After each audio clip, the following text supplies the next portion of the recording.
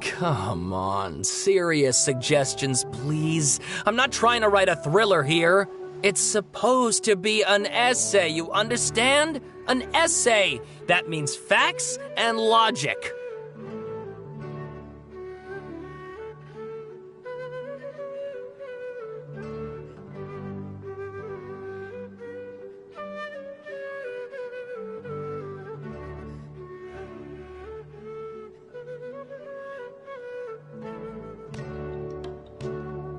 Well, if it's facts and logic you're after, you shot yourself in the foot with your choice of research topic, didn't you? The Tataris Suna mystery. When so much remains unexplained, there's little to be objective about. Unless, of course, you restrict yourself to textual criticism.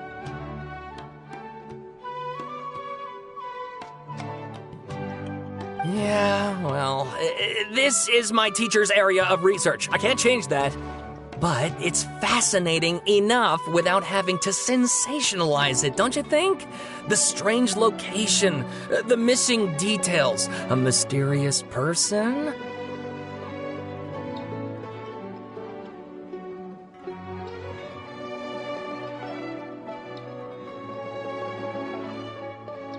I want to write my essay on something interesting, and I'm interested in getting to the bottom of all this.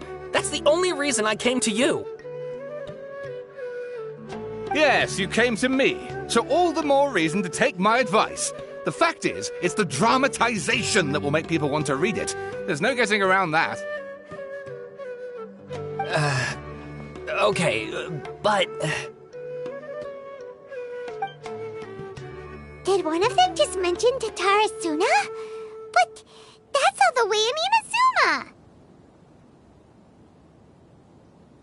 Is it just Paimon, or is it kinda unusual for someone in Sumeru to want to write a paper about that? Everyone here's just going about their business. Maybe it really is just Paimon. Guess people here are free to research pretty much anything. Great! Let's go find out what this Tataris Suna mystery is all about.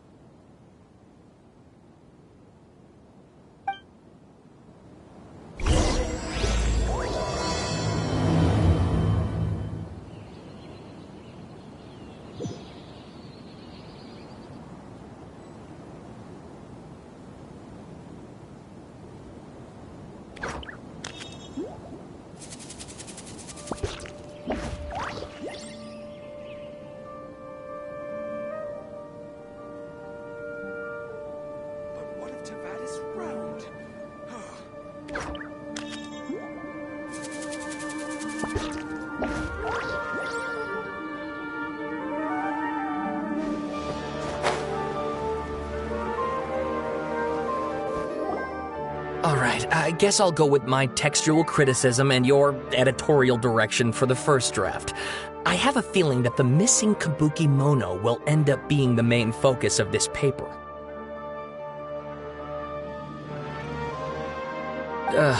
If only we knew where to find that traveler. From what they say about her, this seems like the kind of thing she'd know about.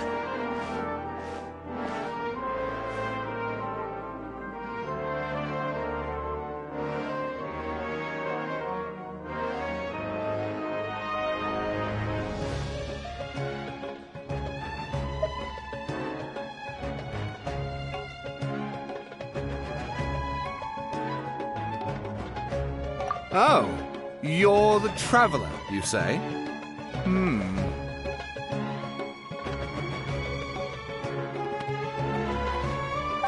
what's with that face? Don't believe us? No, of course I believe you. Actually, I first heard about your great exploits when I was still in Inazuma. This is my first time coming face to face with you and your mysterious silver-haired companion. I couldn't believe my luck, and out of force of habit, I started, examining the evidence. Sorry.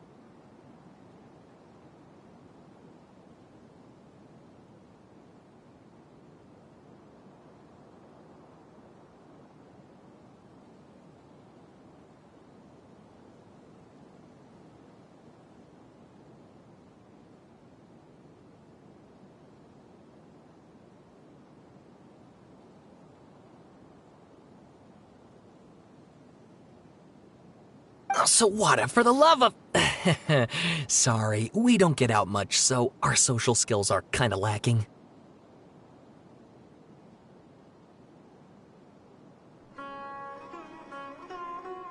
Traveler, I hear you've helped many people a great deal and been to many places.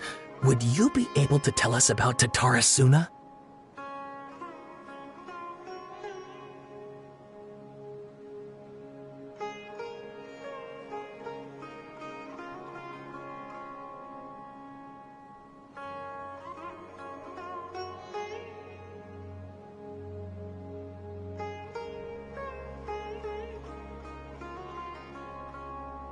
Actually, we don't know much about that place either.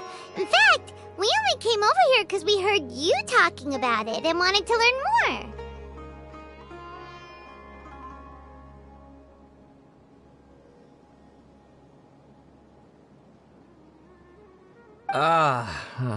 I see.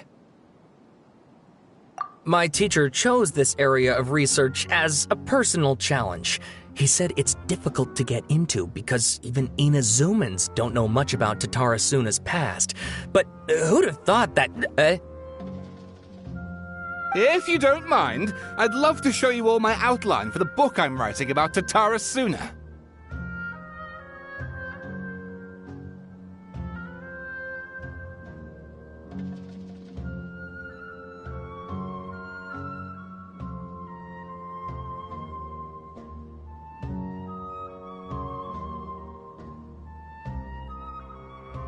Hold on, Sawada. Don't you think that's a bit of a deep dive for a first read?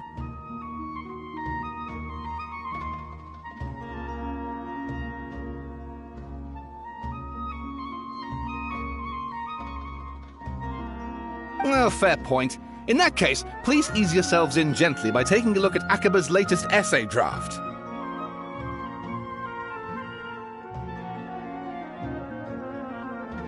Let me give you some background. This all started with the discovery of some records in Tatarasuna. The writings mentioned someone by the name of Mikoshi Nagamasa, who crafted a fine blade.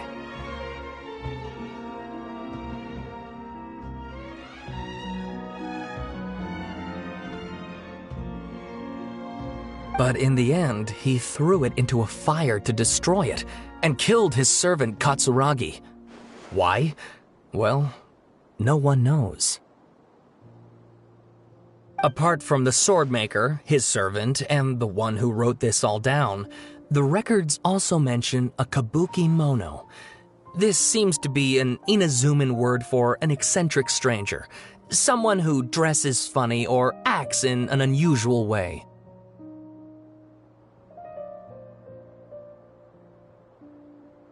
That's right. Akaba's teacher has spent quite some time researching these events on the ground. This Kabukimono lived in Tatarasuna for a while before disappearing without a trace. And shortly afterwards, as Akaba mentioned, things got pretty ugly.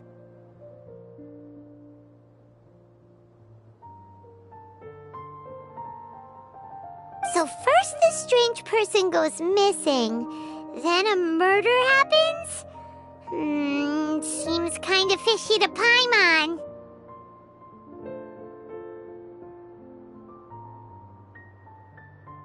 Yes, my thoughts exactly. So I helped out too. I asked everyone I could think of if they knew anything about what happened back then. And wow! Did I get lucky!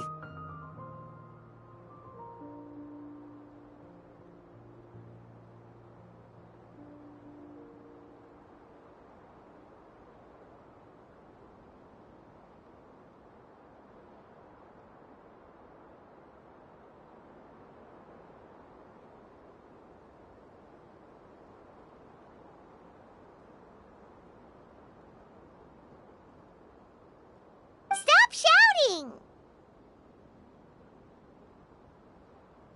This part's important. I just wanted to make it stand out.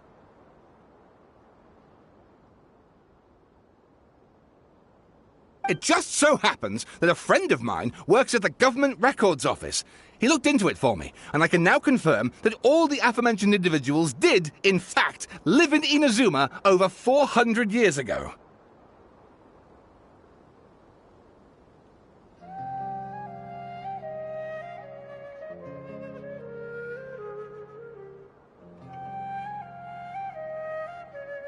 Even back then, Tatara Suna was already at the center of Inazuma's smelting industry. The man in charge was a government official named Niwa.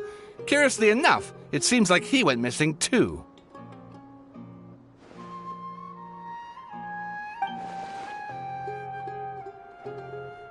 Wait, so there are two missing people in the story now?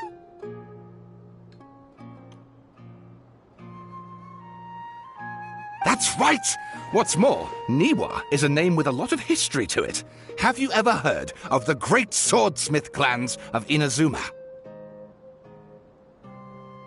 Oh, the swordsmiths? Yeah, like Ishin art and so on?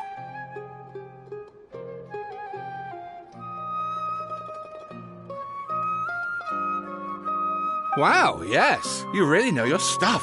That makes things easier. So basically, this Niwa was a distant relative of the Kaidahara clan, the last practitioners of Ishin art.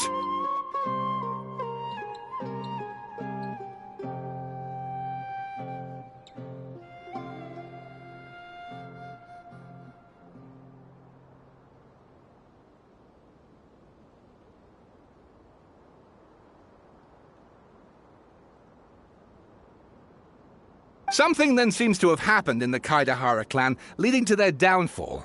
I don't know the details, but taken in light of everything else going on around that time, it makes you wonder whether it's all connected somehow.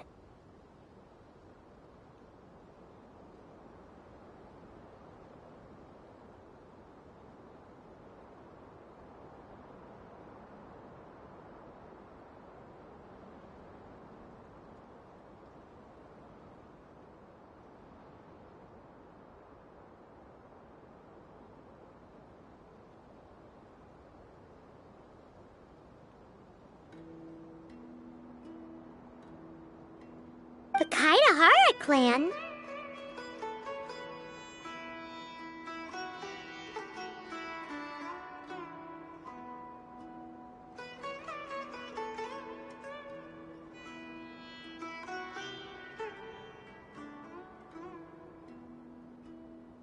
Sawada, you left out the biggest detail of all.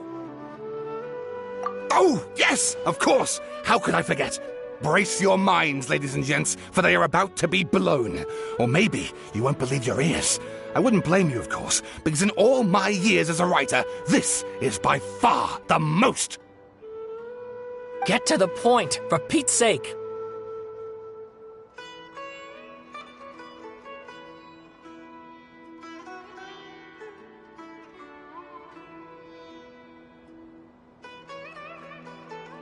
According to information acquired by Akaba's teacher, the Kabukimono was not a human, but a puppet. A puppet?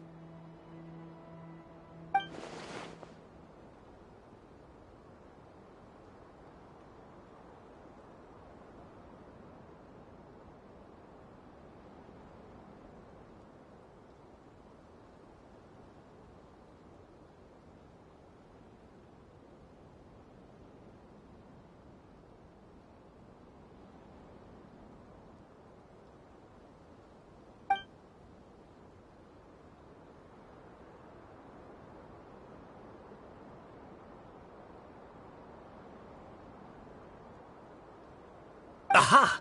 Judging by the looks on your faces, you do know something after all.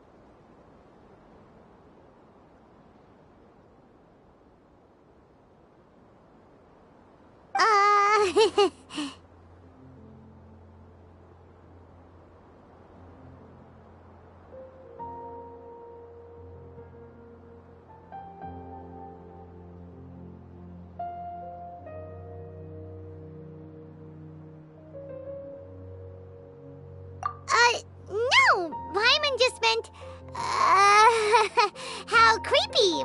The way you described it makes it sound like a ghost story.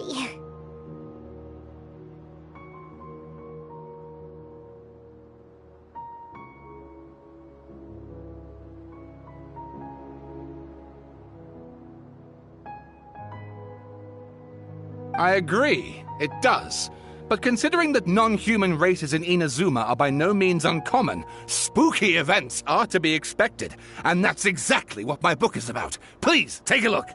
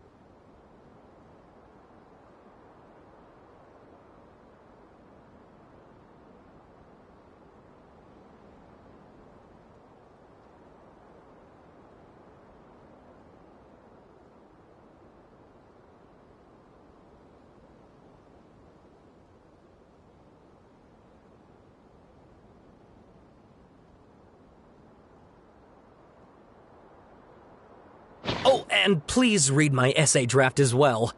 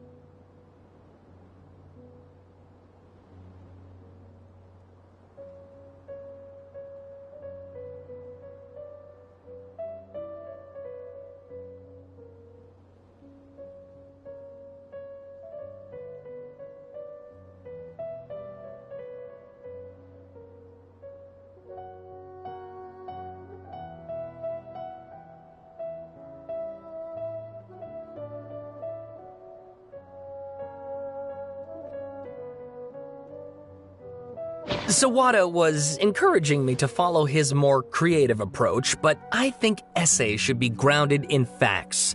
I don't think explaining everything away with mysterious forces will cut it.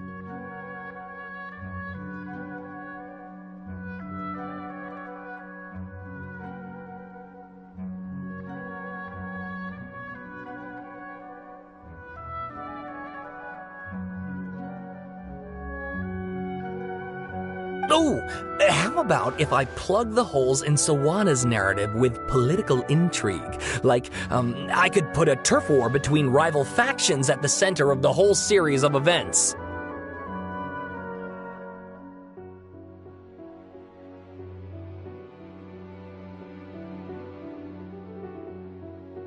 Wait, you're allowed to just make stuff up?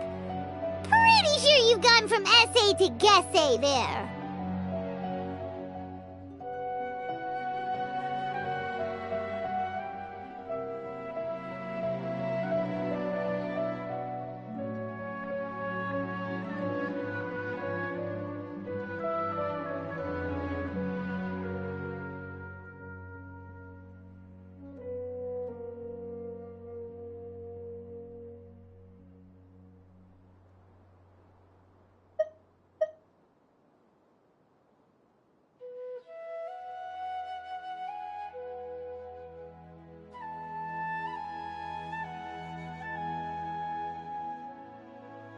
Akaba, look. Your teacher has researched this extensively. I've reached out to everyone I could think of.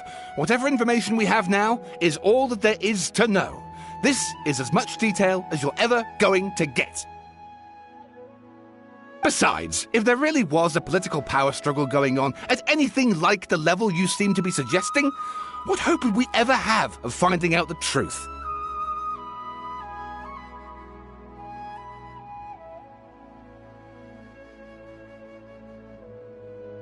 Good point. Okay, back to the drawing board, I guess. Give me some time. I need to find a new angle on this. We have some other stuff to do, so we'll have to say goodbye for now. Good luck with your essay! All right, thank you. If you find out any more info about all this, please do let me know. Thanks so much.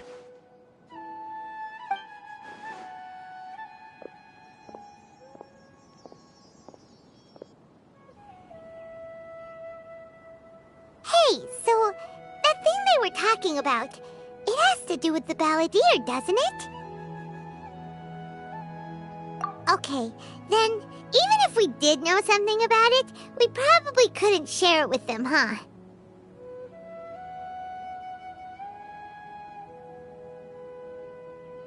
After all, we kicked his butt and got him locked up. Information about people like that is usually super confidential, isn't it?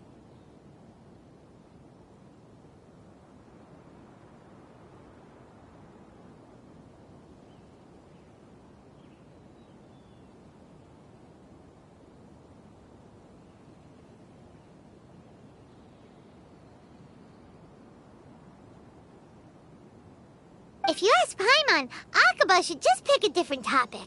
There must be as many essay topics as there are trees in the forest. There's no point in...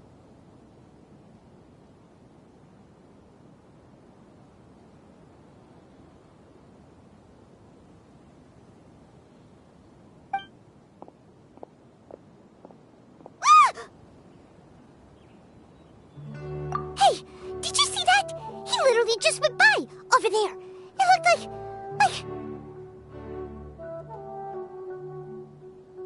the Balladeer!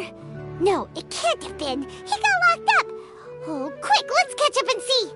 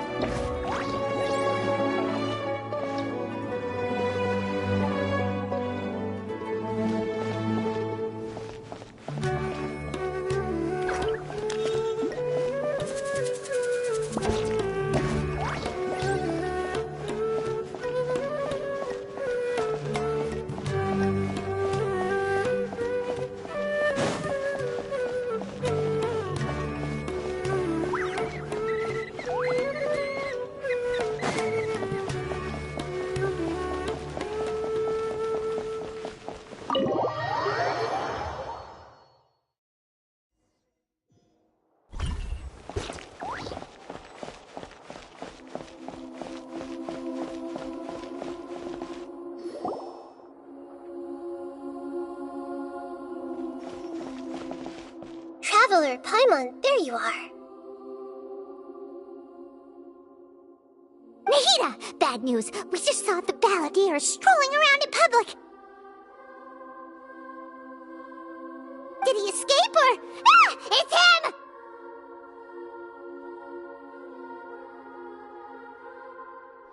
him! Sure enough, you're here. Hey! What are you doing in the sanctuary of Surasthana? Aren't you supposed to be locked up? I know you must have a lot of questions. Please, allow me to explain. It was my idea to set the Balladeer free. We made a deal, and he's gonna do some investigation in Irminsul for me. A deal? Huh. You sure you trust this guy? What did you expect?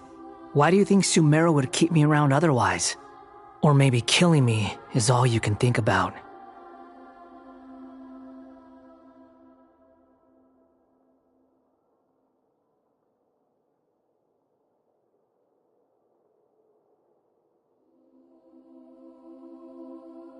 But if that's the case, why haven't you done it already?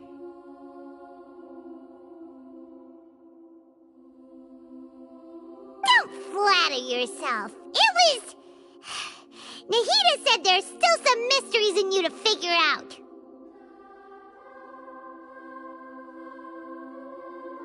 Ah, So if it were up to you, you'd finish the job? Guess I had you all wrong.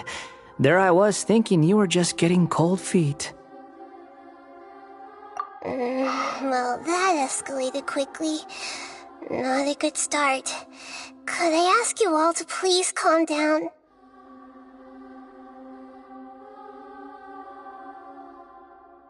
But Paimon's worried about you, Nahida. Don't let him trick you.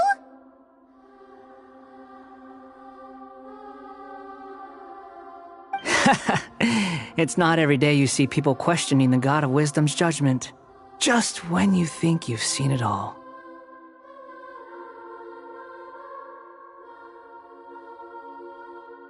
Don't you dare try to drive a wedge between us!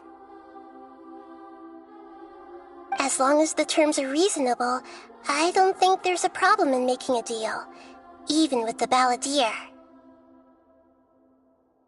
Well, I, for one, have no reason to doubt you, considering you even struck a deal with the doctor.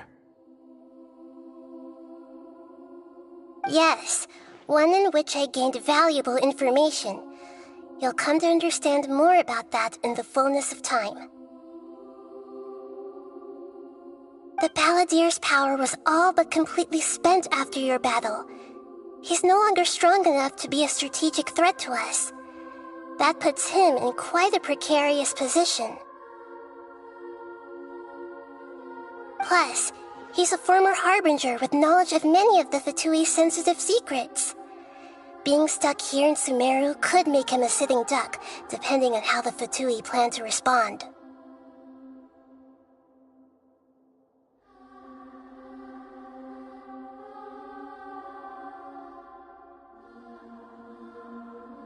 Wait a second. Farmer? You mean he's not a harbinger anymore? I take no pleasure in saying this, but it seems as if the doctor had no intention of welcoming back a loser, so...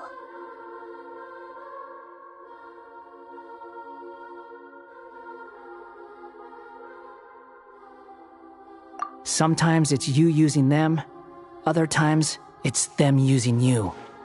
Most human relationships are this way. Certainly all the stable ones are. That's how it was between me and the Fatui, and also between each of the harbingers. So as long as you have some value to offer, nobody will ever abandon you. But after recent events, even I have to admit that I'm not worth quite what I used to be.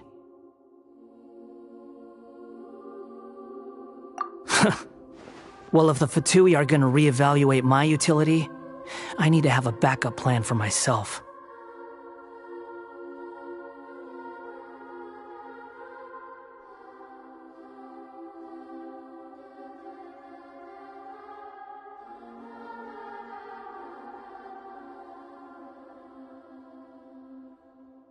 As we discussed, I don't like causing harm to living beings, and you said you need protection. So, why not join forces with us?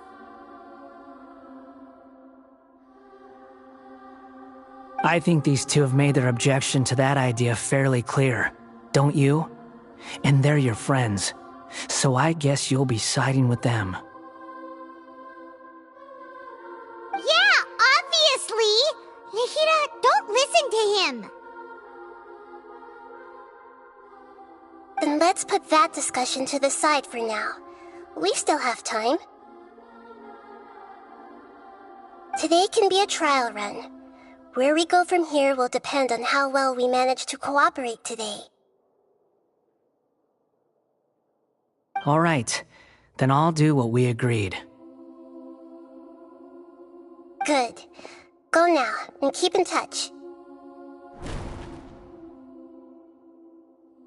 Nahida, are you serious about this?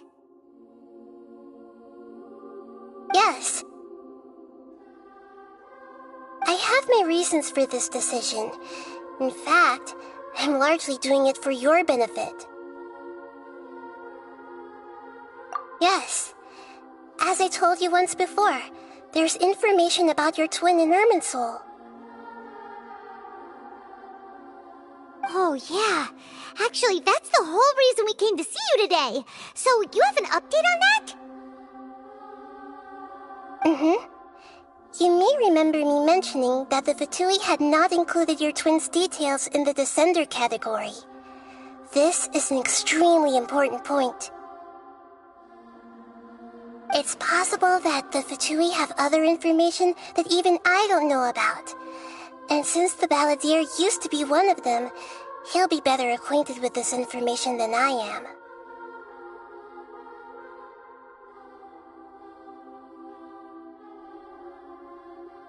He was granted the power to connect with Irminsul when he almost became the god of a new era.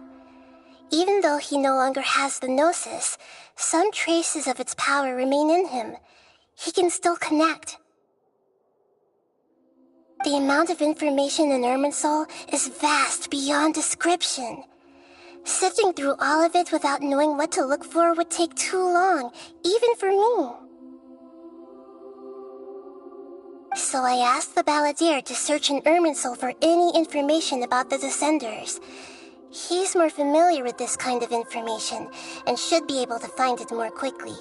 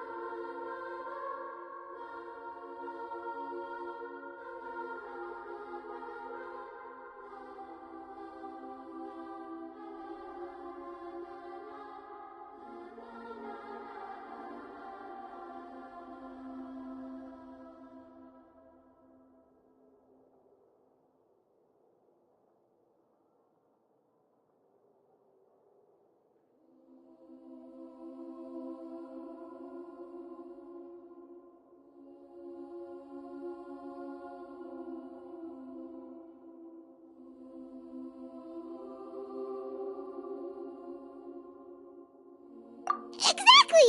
Or what if... Paimon just doesn't trust him!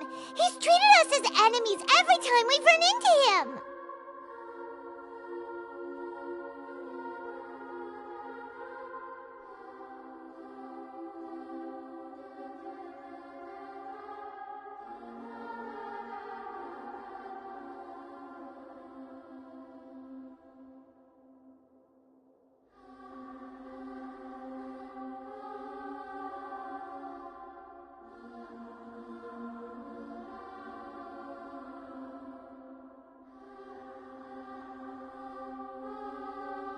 I understand. But sometimes, everything is dictated by which side you're on.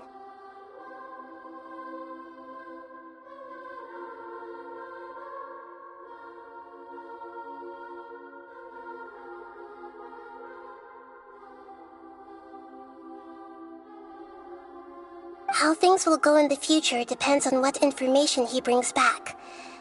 And Traveler, I know what your heart desires most of all.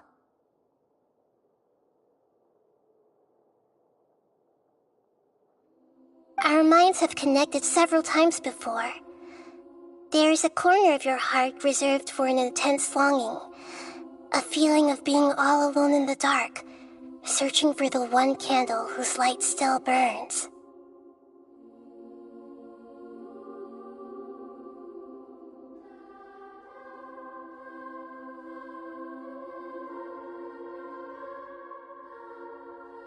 As Sumeru's deity, it is my responsibility to be on guard against the Balladeer. But as someone who counts you as a friend, I want to do something for you. If this deal with the Balladeer can give you the answers you've been longing to find, then it's worth it.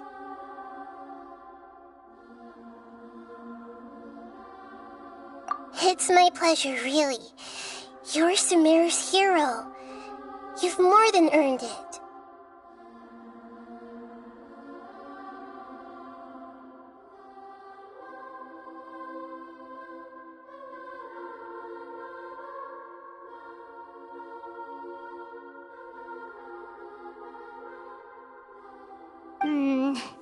Paimon's still worried about this idea. Is there anything we can do to help?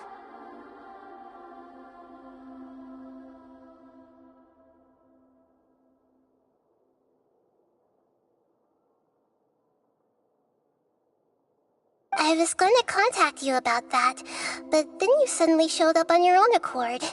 Seems like we have a telepathic connection.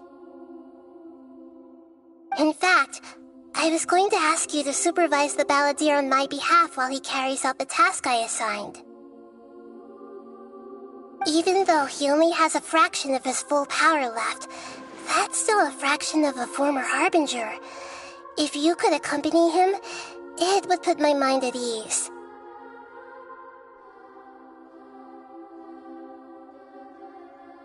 Of course, I'll be there to help guide you through Irminsul from the outside.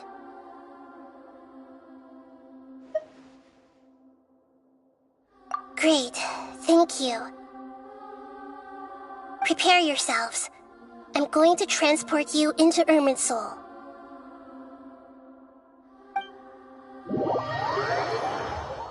Wow, it looks pretty different here compared to last time. The colors are gentler. Guess that must be because Sumeru's at peace now.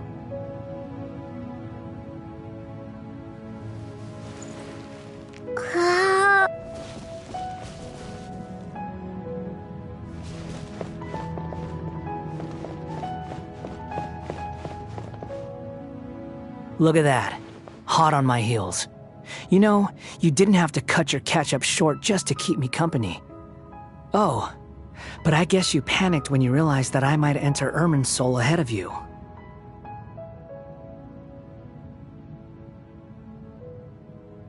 Shut your beak, jailbird! No way a prisoner gets to be so smug! I understand that prisoners have to put up with harassment from the guards, but right now, I'm on temporary release, so maybe you should think about backing off a little. Sounds like a successful rendezvous.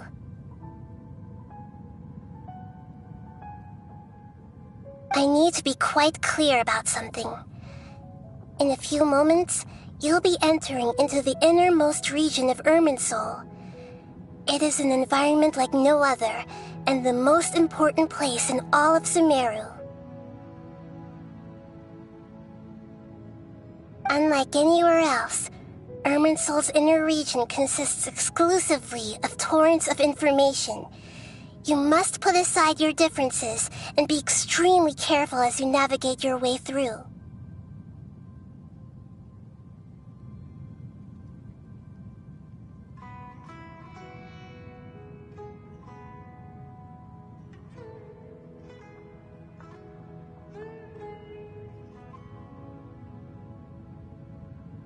I know there are many grievances between you, on both sides, but it is essential that you remain calm after entry. This is as much for your own safety as anything else. Fine, let's call it truce, but only until this mission's over. Let's cut each other a little slack, shall we? We are going to be traveling together after all.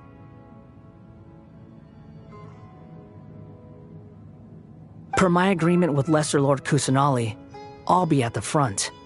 It's my job to lead the way and get rid of any obstacles in our path. All you have to do is keep your pretty eyes open and try not to fall behind. You sure are confident. Paimon will give you that. You make it sound like you're even more experienced at adventuring than us. If there are no further objections, I suggest we get going. Or did you need some time to mentally prepare yourselves?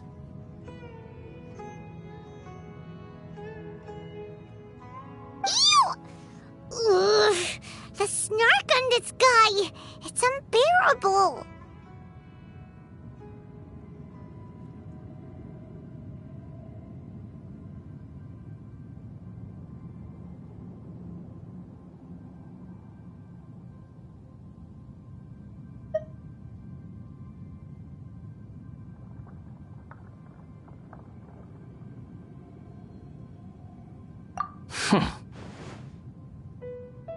We can start now. Irminsul access granted.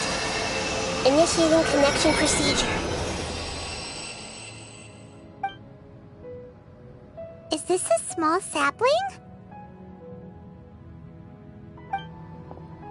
Oh, darn it! Come on, let's catch up with him!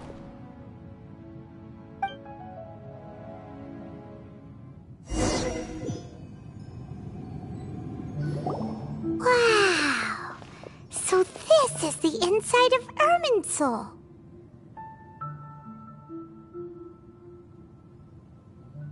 Ooh! Paimon's never seen anything like this. And it feels like a sacred place. Irminsul is closely intertwined with the entirety of Teyvat. Every bit of information flowing here means something. Pick your jaws up off the floor. It's time to go. Why is it that Paimon just wants to do the opposite of everything he says?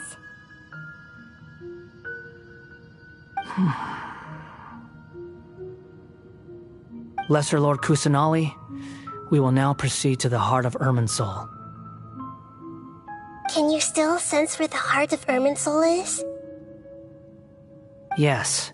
Permission to begin searching for information there? Permission granted. Go ahead. Let's go. Stay close. Don't go running off. Hey, so...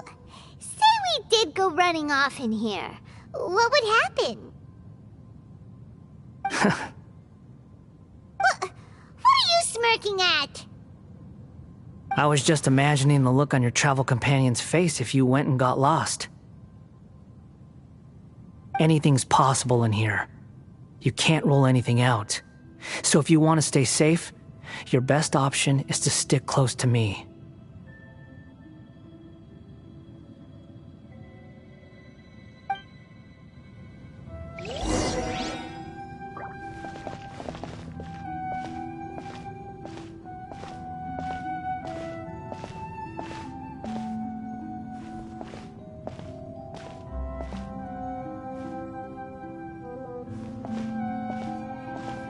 These sapling things have spread out. Those are all packets of information from inside Irminsul. Be careful not to touch them.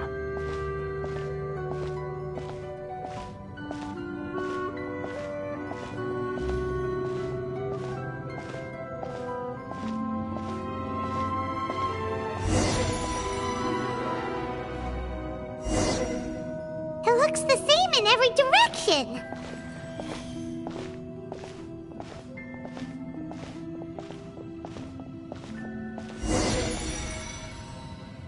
No wonder he mentioned about getting lost. Huh. What do you know? He was actually telling the truth. Is he mocking me again? What is it this time? There's a time and a place to lie, but this definitely isn't it. So why don't you relax your guard a little?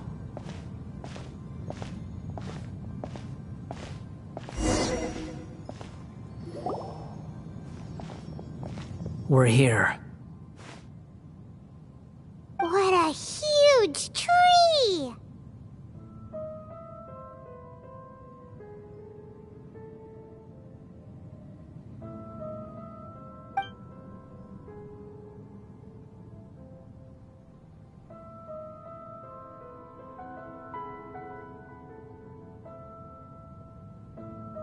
Lesser Lord Kusanali.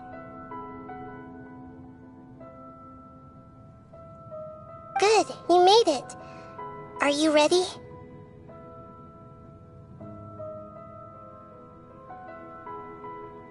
ready when you are. Then please begin. Preparing to access cognitive currents. Establishing waypoint.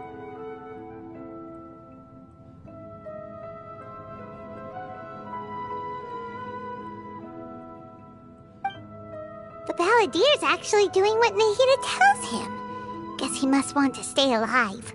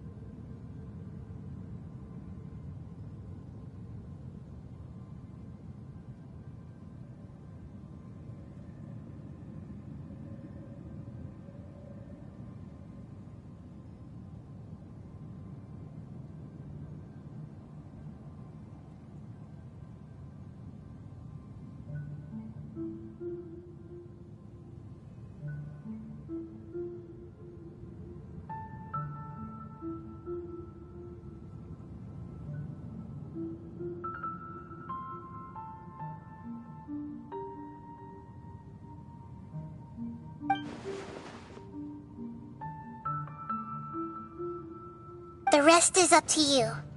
If you discover anything at all, make sure to share it with us. Will do.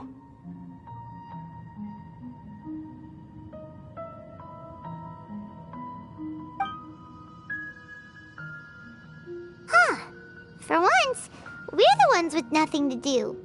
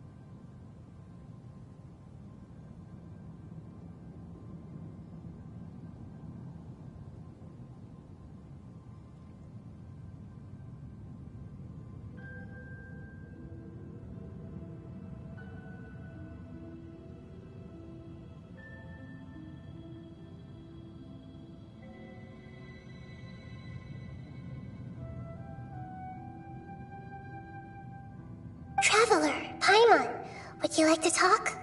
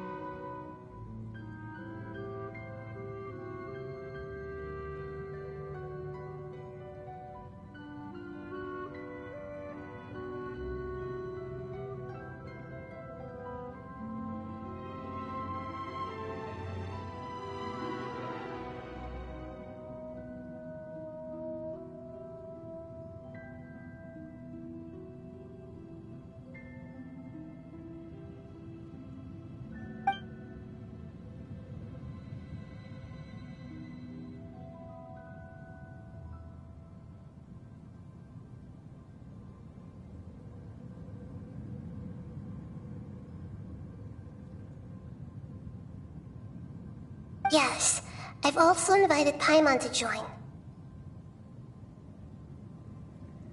Huh? What the? We can talk to each other inside our heads?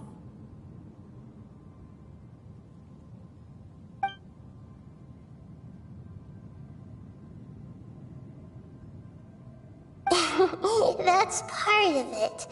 Plus, we're all friends. There's nothing wrong with us talking like this once in a while.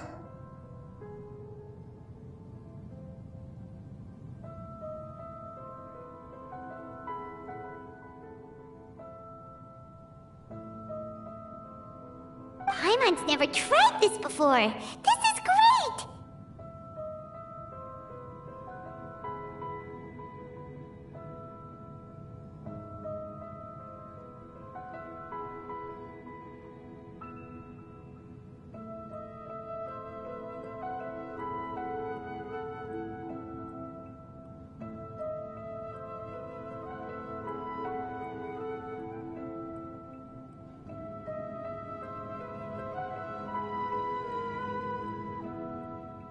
So, Paimon's been wanting to ask you something. Don't you think the Balladier's a bit of a walking contradiction?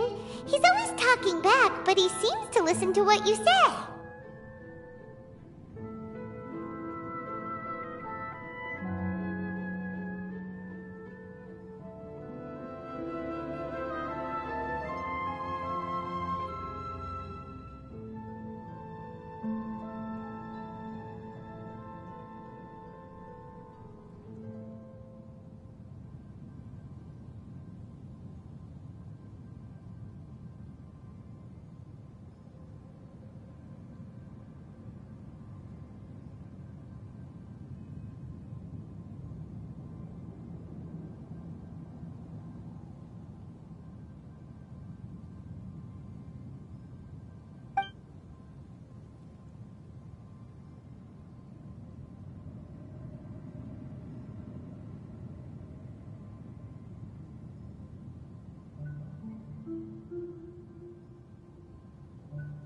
As I've told you before, there are still some mysteries for him to resolve.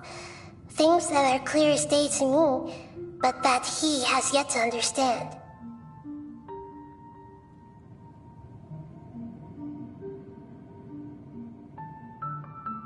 Perhaps today will be the day that he finds some answers.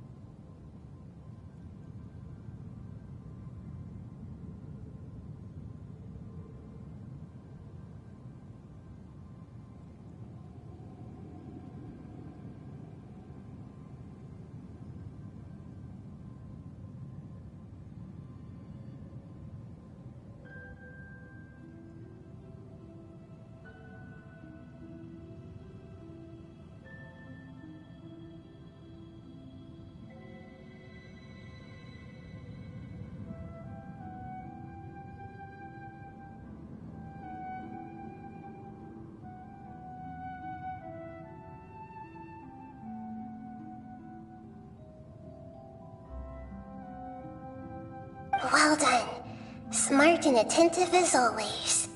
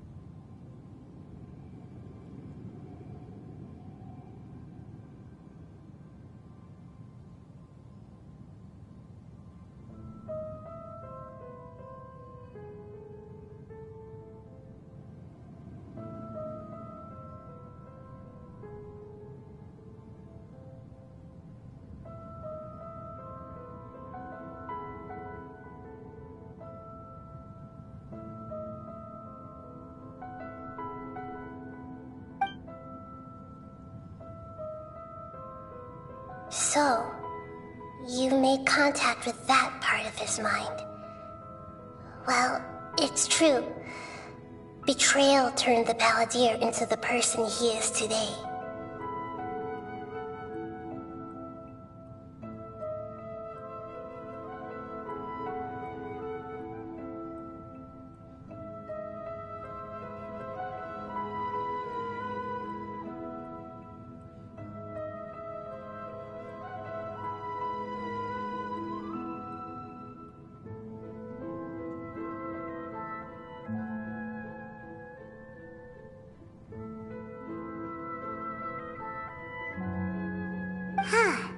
Paimon thought nothing could get under that guy's skin.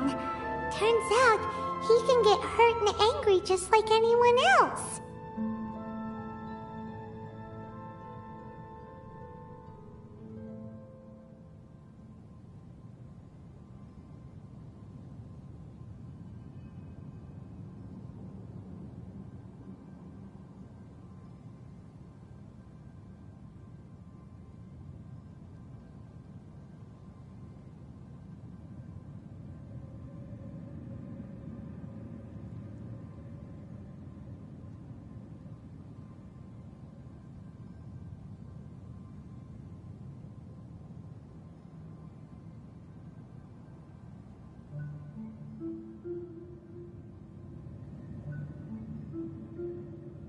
Everyone has a history, Paimon.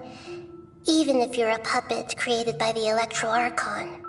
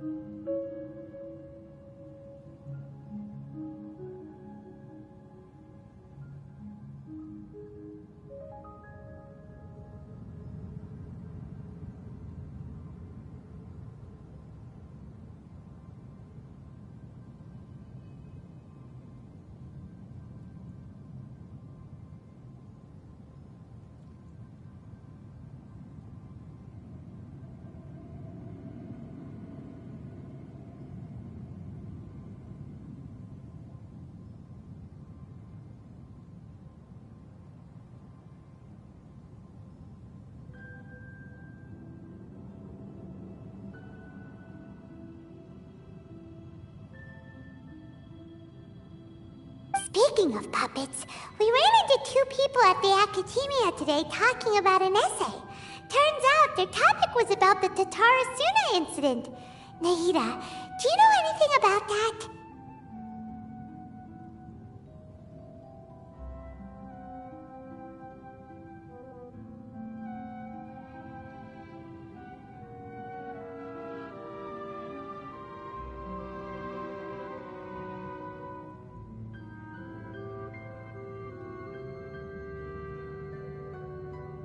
If you mean the mysterious events, the Kabuki Mono and so on, yes. I know about all of that. Really? Because from what they were saying, it sounded like lots of Tatara Suna's history is still unexplained. And most of the information we have now is just from people filling the gaps with their imagination. At least that's what they thought.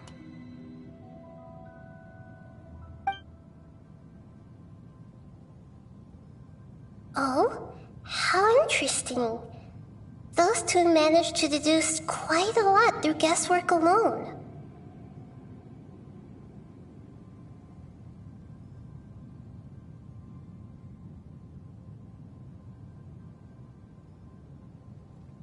So the Gase got it right? Well, they guessed right about one thing. Tatara Suna was sabotaged.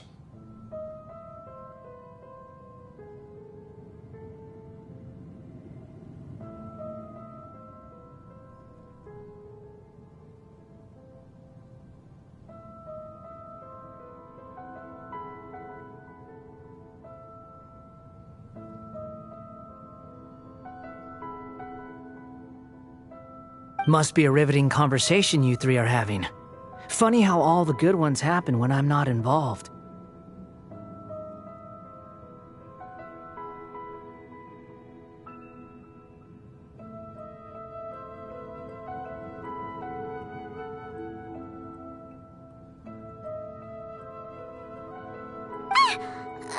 What makes you think we're talking to each other?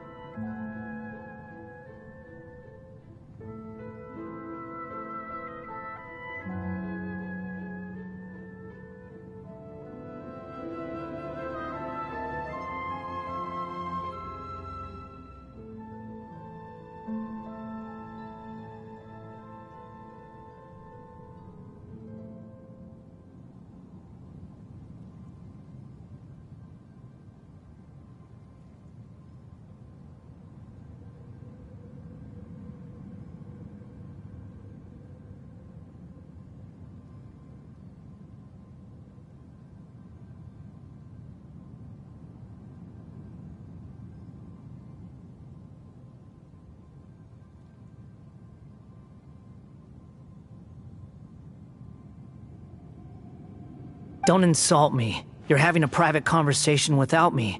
Obviously, I must be the topic of said conversation.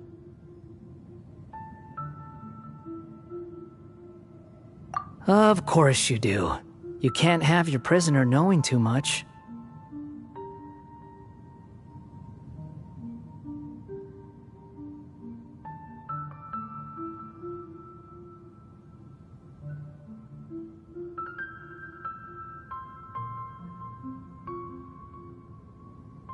So, have you found anything yet?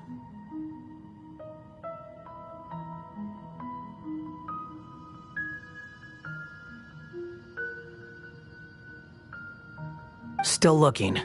Don't get your hopes up, though. You and your twin come from outside this world. It wouldn't surprise me if there was nothing on either of you in Irminsul at all.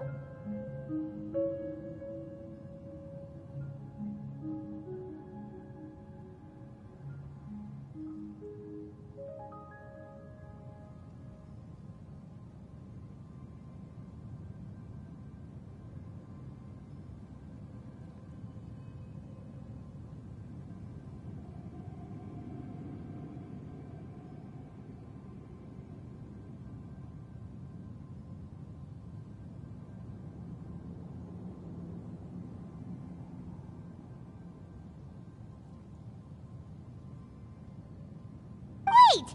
How did you know about that? Did Nahida tell you?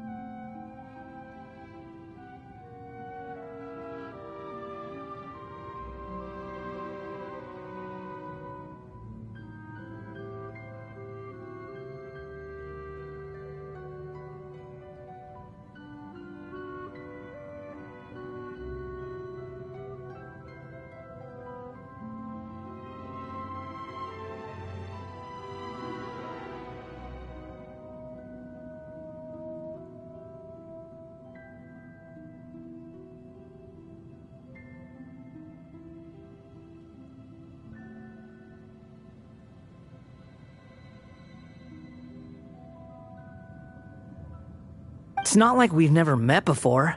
And anyway, you're world famous. It'd be more surprising if I didn't know a few things about you.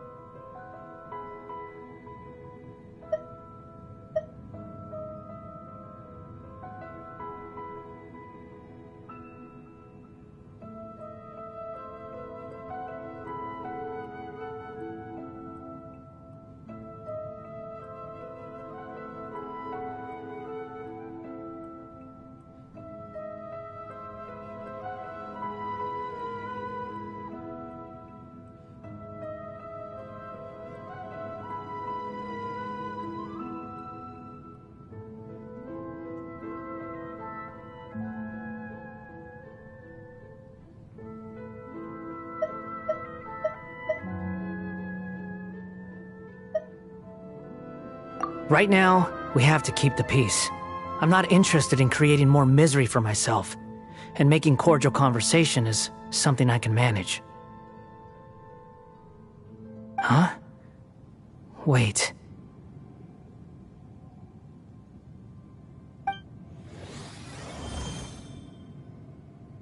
This light, it looks similar to those saplings. What could it be?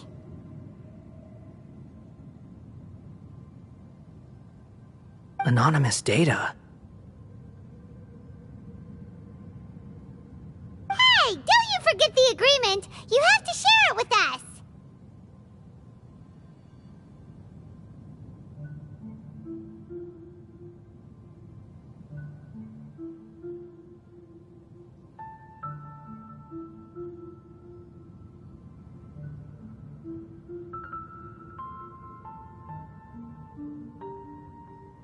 Shh. Just wait.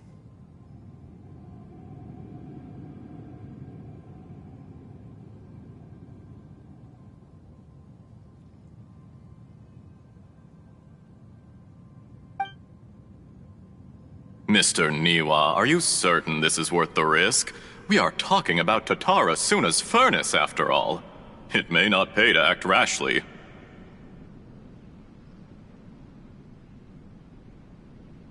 There's no one else who can enter the furnace.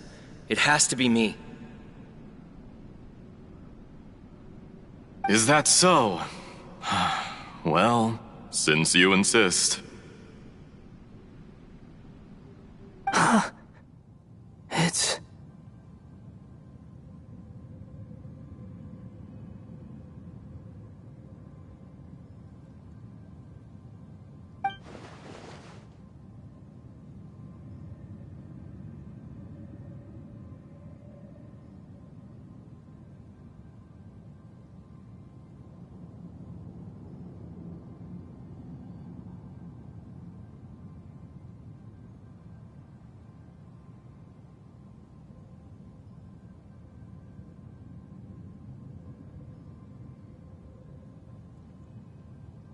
Whoa!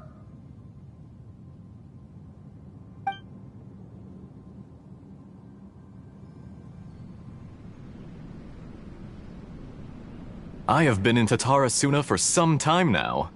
You have shown me great hospitality, as has Mikoshi Nagamasa, and indeed, everyone else.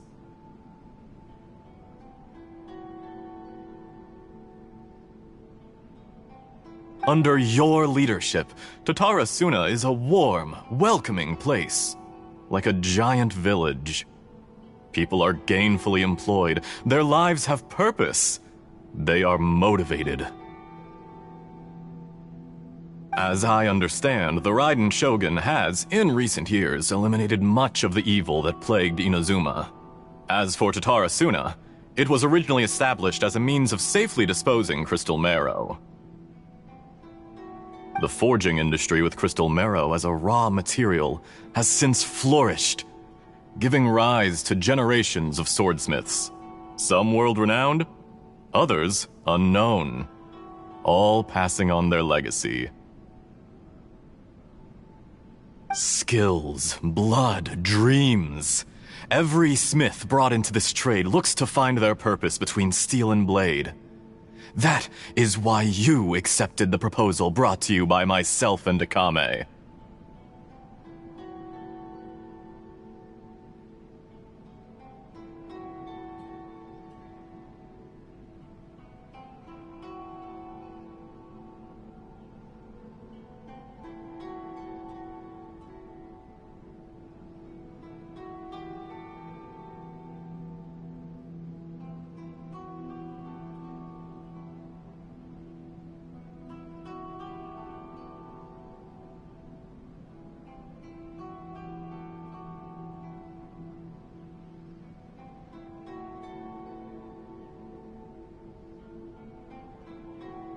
Yes, well, were it not for you coming to Inazuma and happening to make Akame's acquaintance, the two of you never would have joined forces.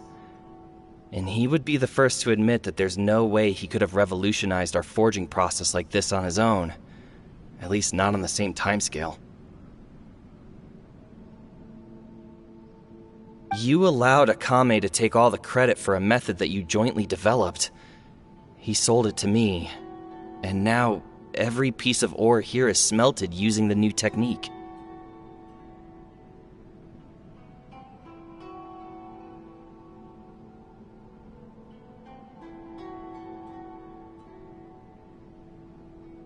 Even now, you remain one of Tatara Suna's key consultants, working right here alongside us.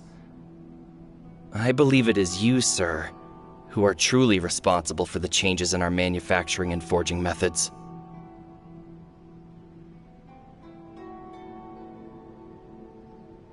You flatter me. From the outset, I saw much that was commendable in the forging industry of Inazuma, and it has been my great honor to befriend you all.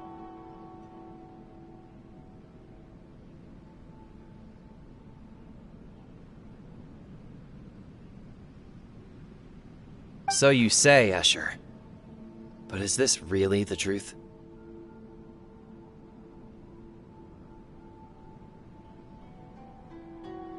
My good sir, what do you mean?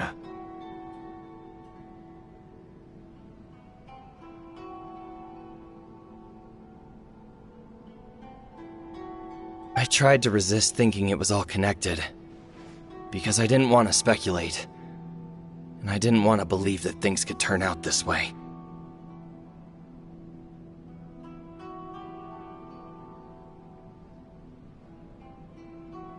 What have we gained from adopting your new technology? Ominous black smoke? Mounting production problems? Worker fatigue and casualties are up and continuing to rise at an alarming rate. And recently, as you well know, someone died because of that strange filth inside the furnace. We've kept the truth from spreading outside, but still, I suspect you understand it better than I do.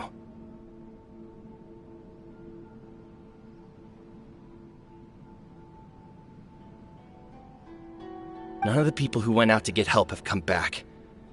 Now, our mutual friend, the Kabuki Mono, is taking the Golden Feather to Narukami Island to seek an audience with Shogun. This is our last hope. But that doesn't faze you, does it, Escher? Nothing does.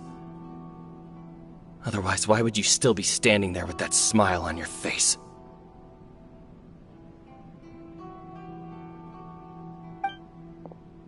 I'm just surprised that you finally chose to be so sincere.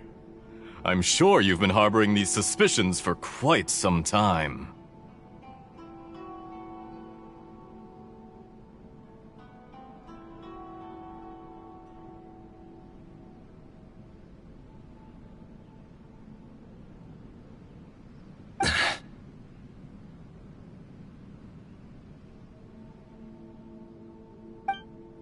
Mikoshi Nagamasa may have noticed that there was one common denominator among all these events. Namely you, Escher. But Mr. Mikoshi is more cautious than I. He does things by the book. After all, Nagamasa is the adopted son of Mikoshi Torichio, the yokai struck down by the Shogun's own hand. If he truly seeks to redeem his family's honor, an abundance of caution is well advised.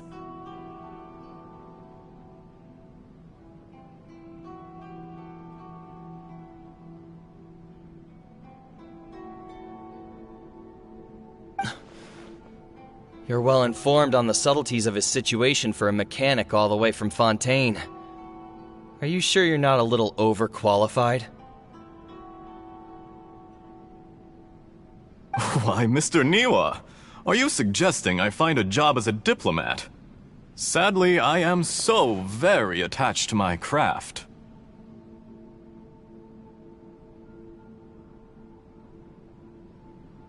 Enough, Escher.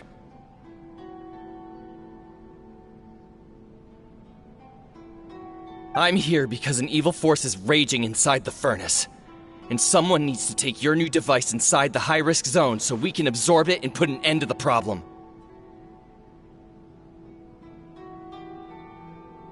I'm in charge here. And I'm about to take some responsibility and head inside. Probably to my death. But what about you?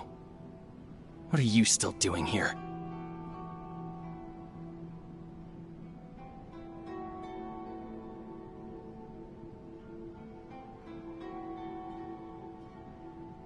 Judging from the look in your eyes, you don't seem to trust me.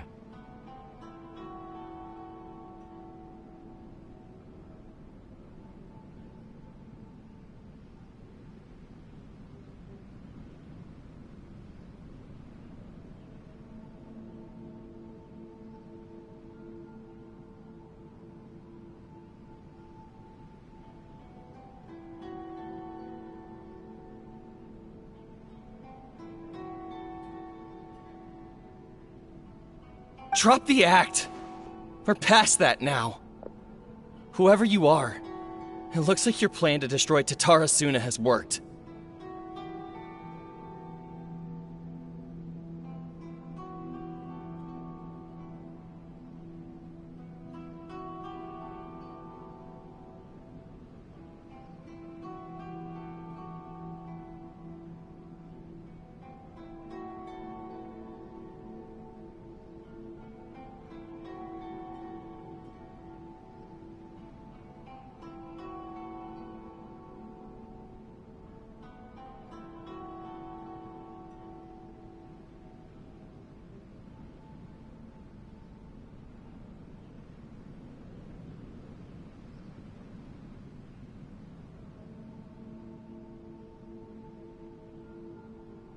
I just want to know what you're still doing here. What's left? Don't you have all your answers by now?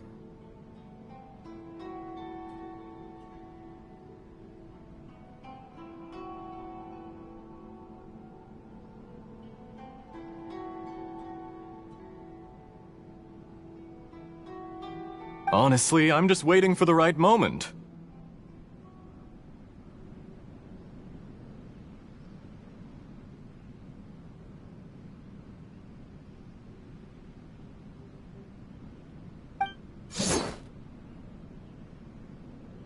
A moment like this, where you finish talking and I stop you from entering the furnace. You...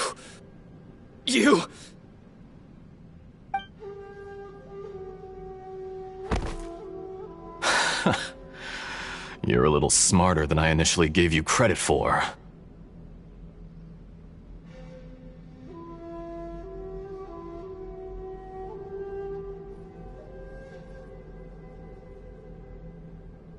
I thought I'd disguise myself exceptionally well, at least for the first few days. But to my surprise, you had your people look into my background right from the start.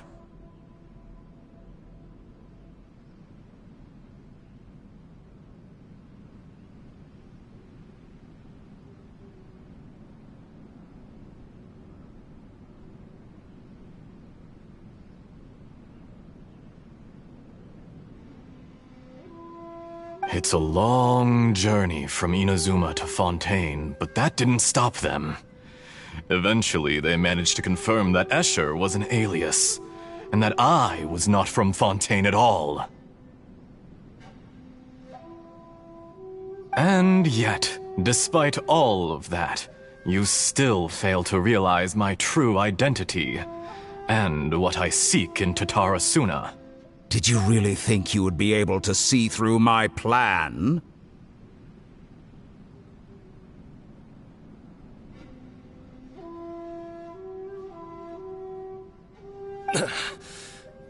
If you kill me, there's no one who can get inside the furnace. So you're really going to destroy this place? Is that it?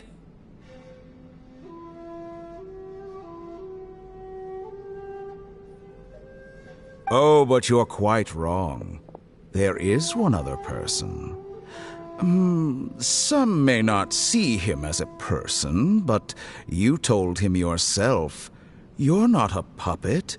You're a human. You're just missing a heart.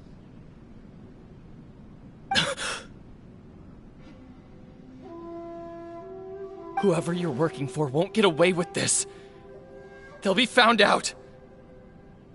But this makes no sense. What are you really trying to accomplish by all this? Why go to all this trouble?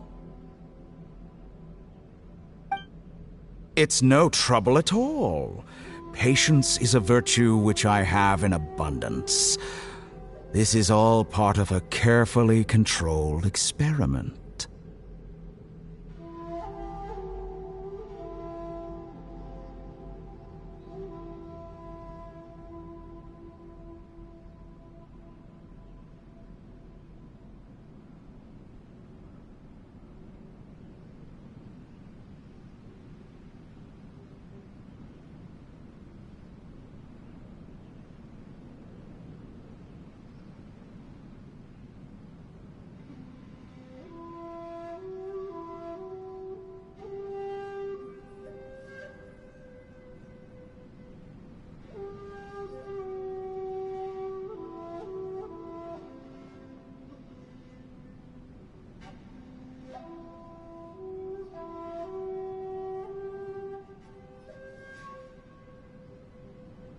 If you must know, I'm happy to divulge my true identity. I'm a Fatui Harbinger. Call me the Doctor.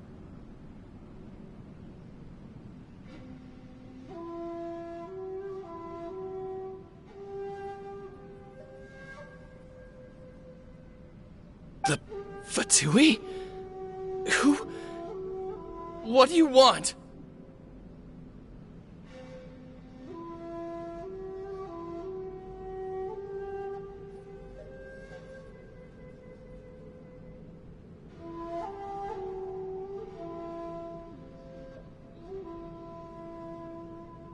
Just to create a minor inconvenience for your nation.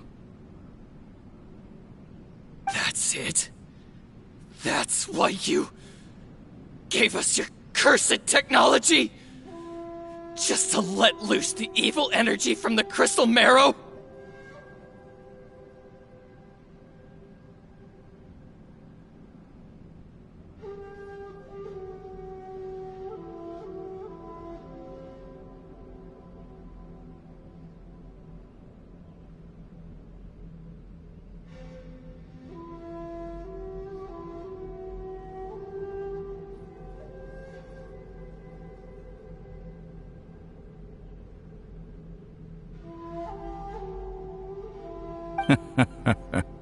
Look how even the righteous soul is filled with venom when faced with its demise.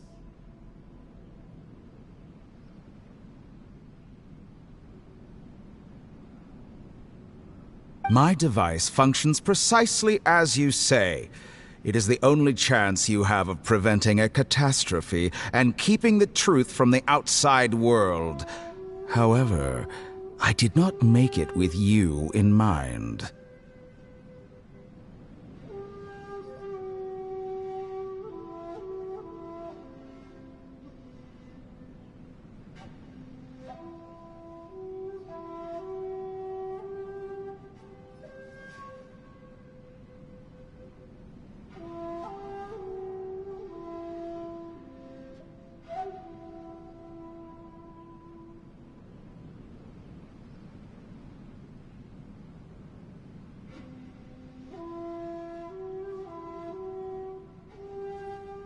It is easier for a person to be possessed by evil spirits when they are filled with hate. So give in to your fury. I want to see what happens when a malevolent heart is placed into an unsuspecting puppet. Make no mistake, even without you, that pure, innocent puppet would only end up being used by someone else instead.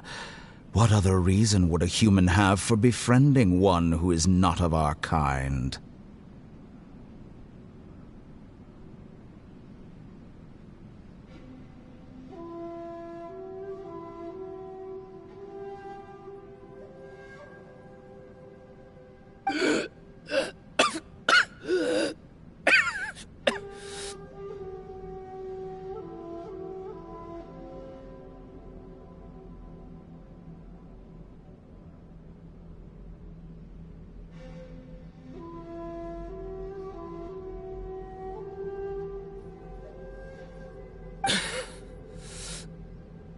If you give him my heart, tell him that both Nagamasa and I see him as one of us.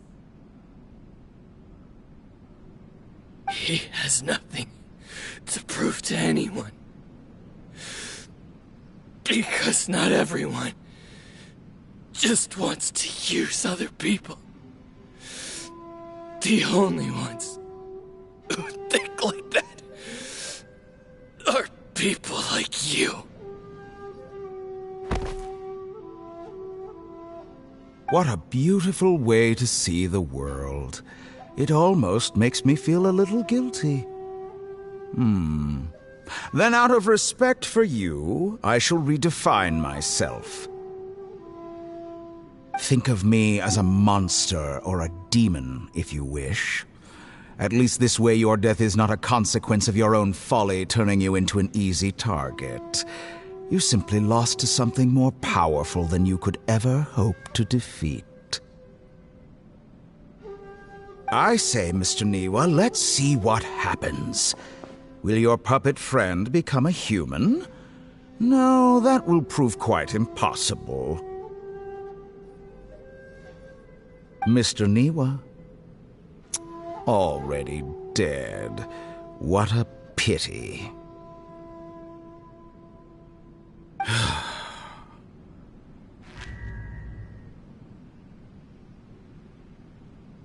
Jester, I have completed the task you gave me. Creating a gap and infiltrating Inazuma's inner workings. What fun it was. I'd like to introduce a puppet to you. If he proves useful, let's make him our newest comrade. And if not, let's turn him to dust.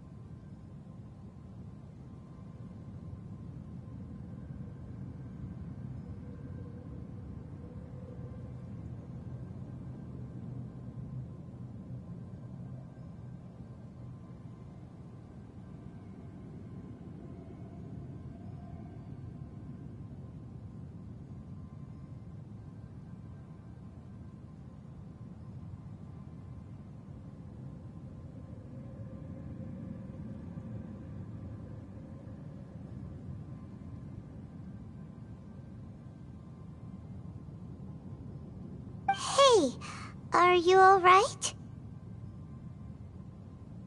Dottore.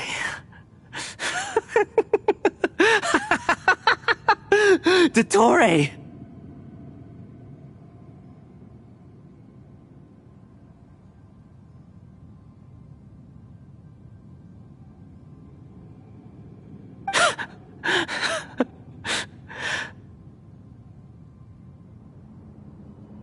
Good. Good.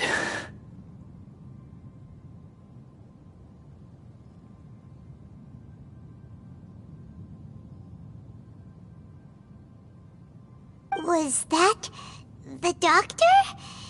Did he turn into a mechanic from Fontaine?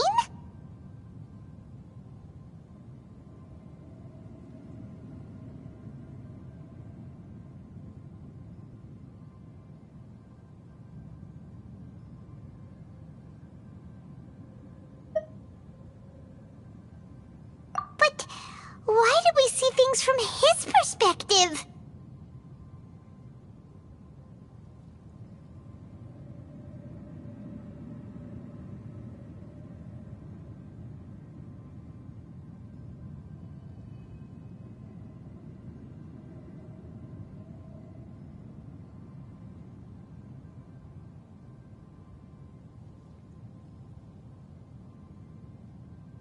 When I touched the doctor to confirm whether he'd eliminated all his segments, I read this memory in his mind. You have to admit, it must be the truth.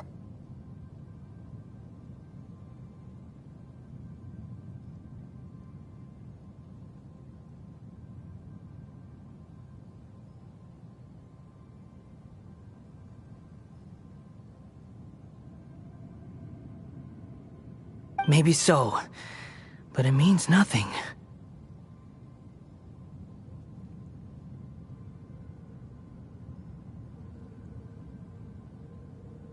Does it? But this memory shows that Niwa didn't betray you. He never meant for you to be the one to take the device into the furnace.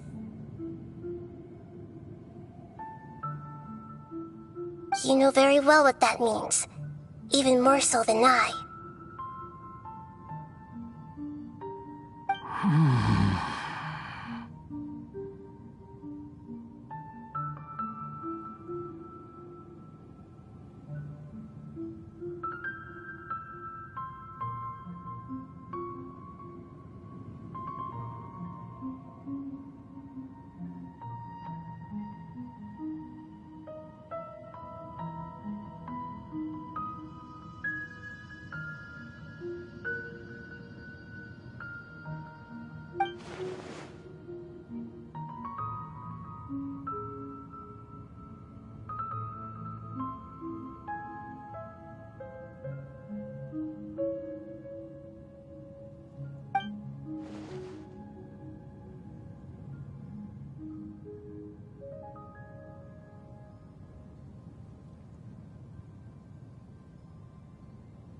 Let's give him some space.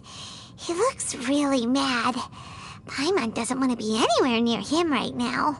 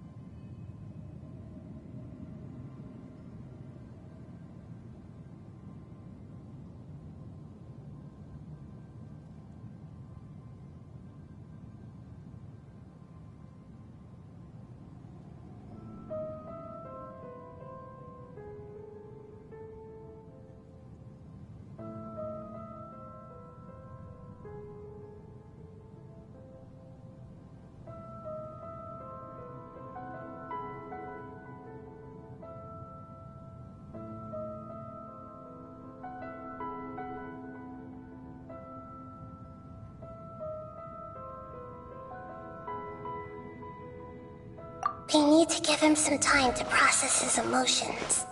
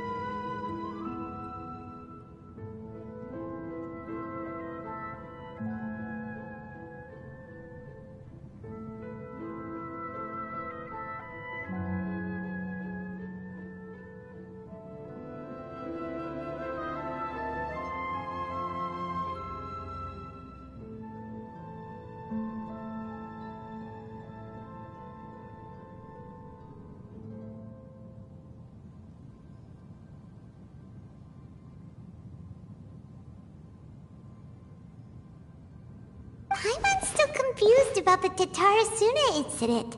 So, the doctor was behind it, but why has that gotten him so worked up?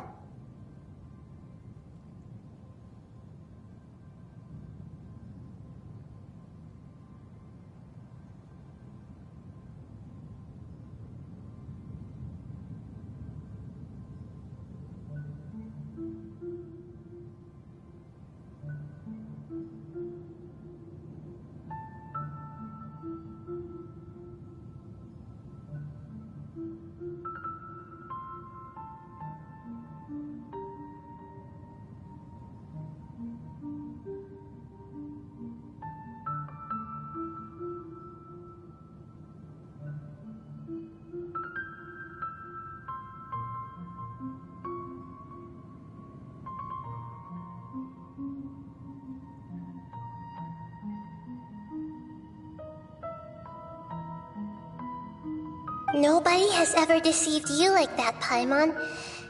It's natural that you find it difficult to understand. Perhaps he needed to learn this someday.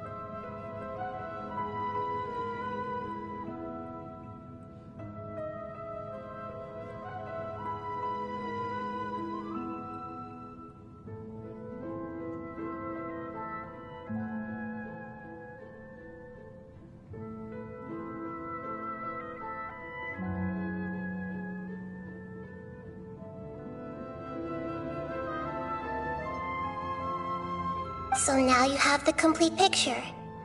Katsuragi took the kabuki mono to live with the people of Tatarasuna. Later, the doctor showed up, disguised as the mechanic from Fontaine. And that's when the trouble began. It was all a horrific experiment planned by the doctor.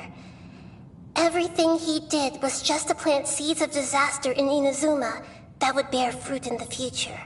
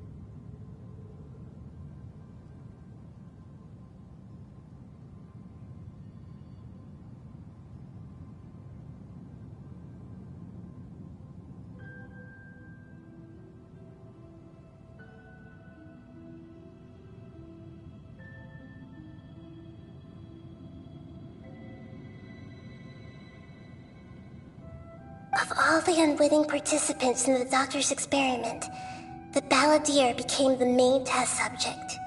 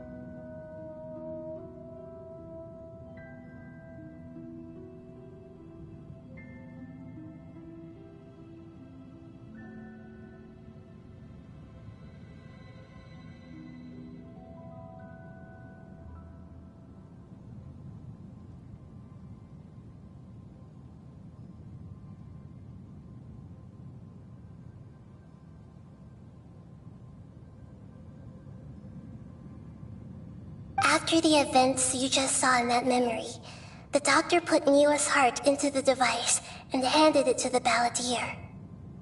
Then, he instructed him to enter the furnace and absorb all the filth caused by the smelting process.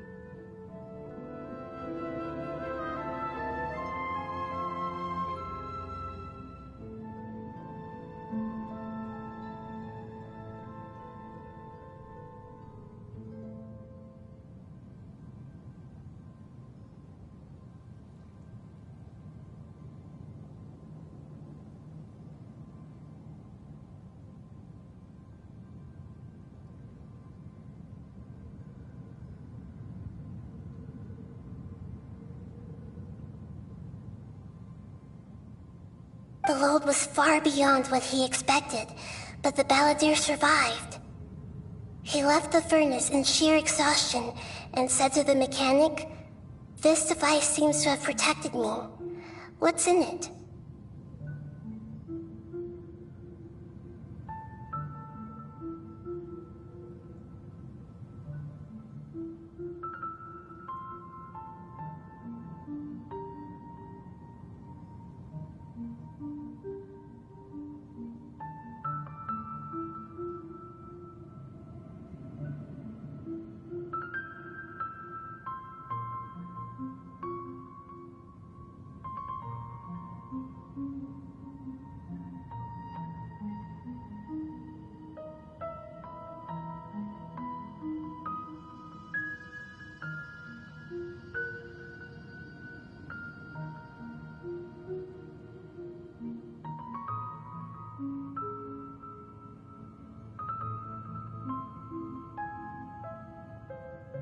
The mechanic answered, "Niwa fled this place for fear of punishment, but he left you a gift. He said it's the one thing that you've been looking for." He took it straight from the chest of one of his innocent servants. The mechanic removed the withered heart from the device as he spoke.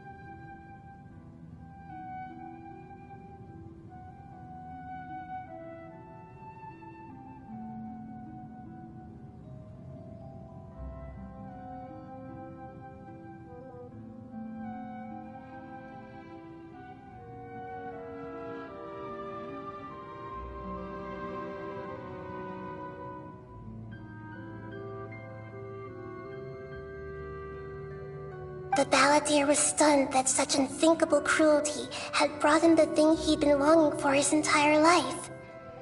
A heart acquired through cold-blooded murder is a cursed thing, but it has protected him from the filth.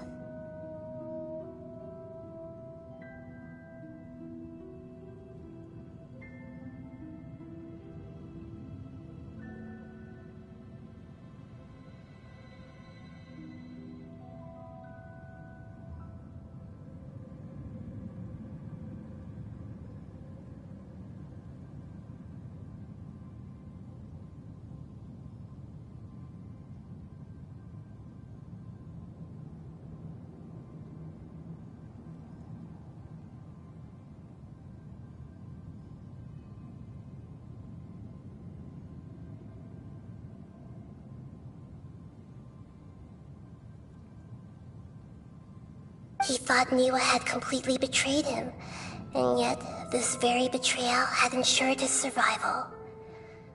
Overwhelmed with anger and sorrow, the balladeer threw the heart to the ground and left Tatarasuna without looking back. Holy moly! So the doctor killed an innocent man and pinned everything on the victim?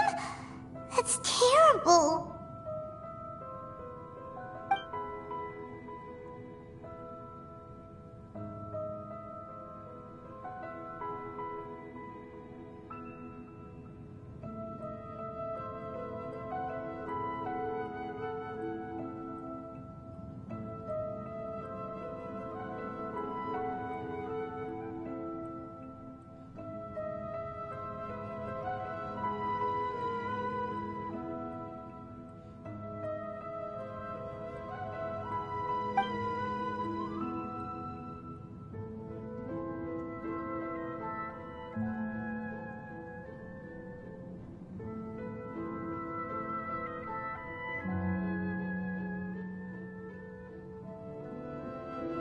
Yes. Only if he understands this can he choose a new path forward.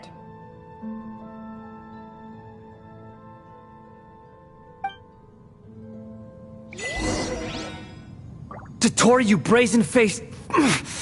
Niwa didn't run from justice. You killed him.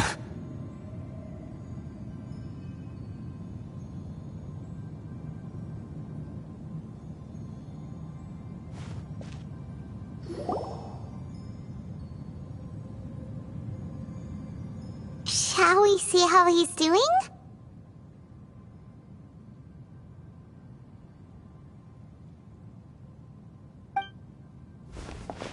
Hey, you alright?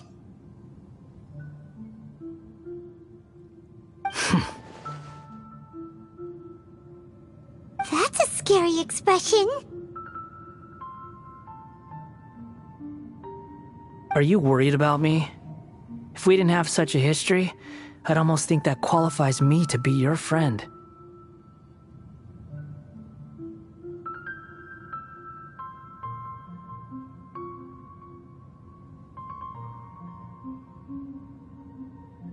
It won't.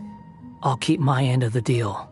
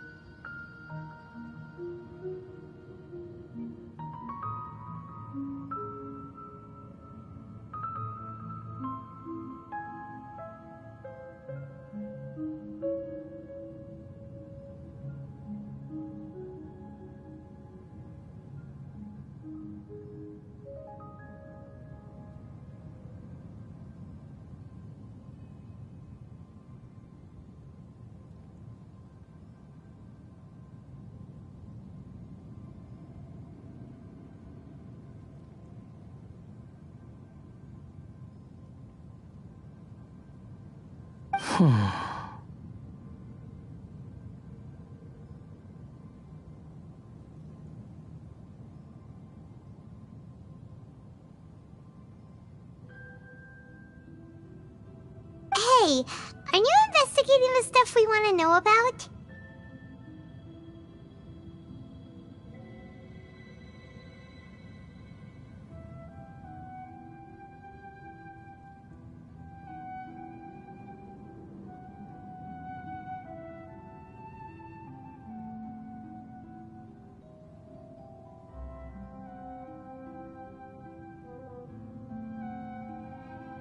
That's why we're here.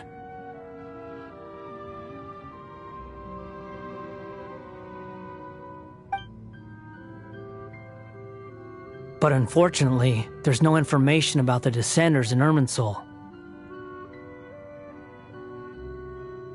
Even if you can't find anything, that seems to confirm it. Irminsul does not keep records on the Descenders. Anyone who comes from beyond this world is not counted as part of Tevat. Oh, does that mean we have to leave empty-handed?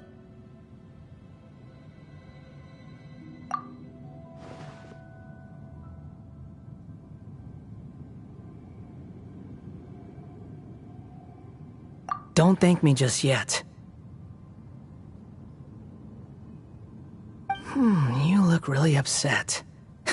Well, since Irminsul was a dead end, I guess I can share some other info that might interest you.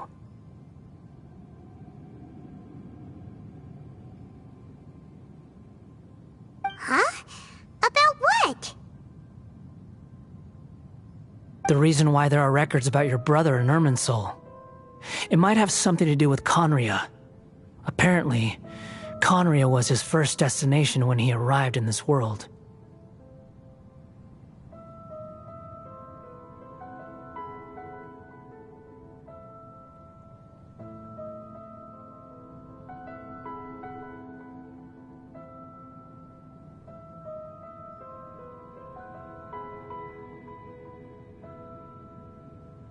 Plus, he only came to this world because the heavens responded to the summoning. The heavens responded? The Jester told me this himself. You can take his word on this. He was a royal mage in Conria, and lived with your brother for a time.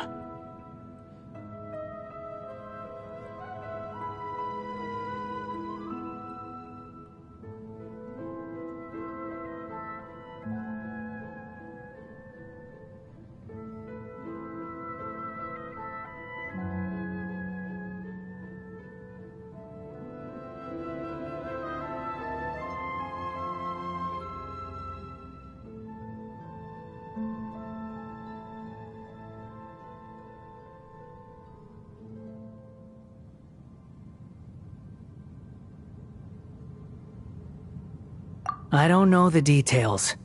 It's up to you whether you want to believe me. All I can say is, I wouldn't lie to you about this.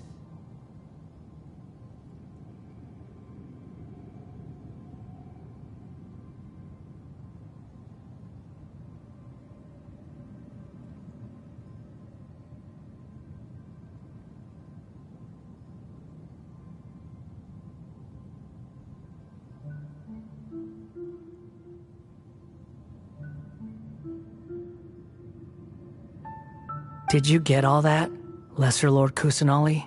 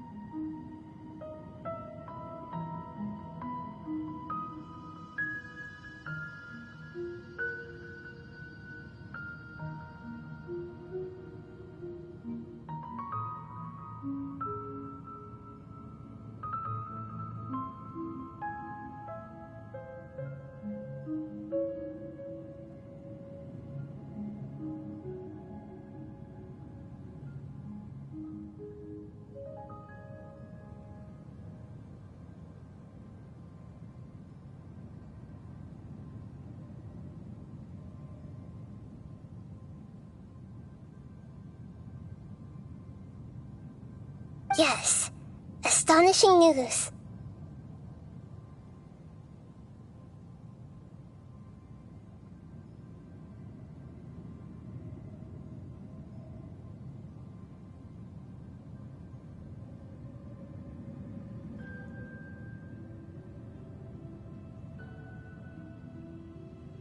Does this info count towards my mission?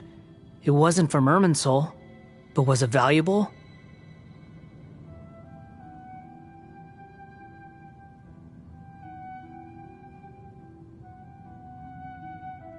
Very valuable.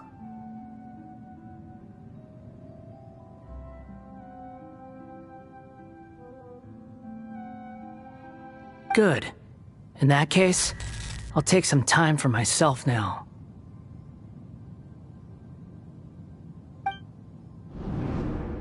Huh? What have you done?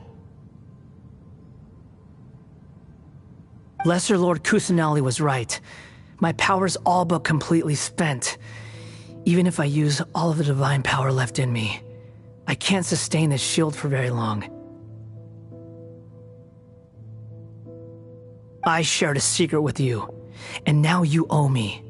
So in return, I'd like you to answer a question for me.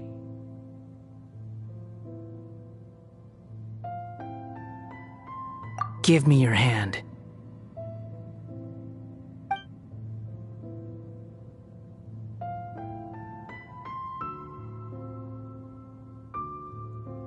Can you hear my voice inside your head?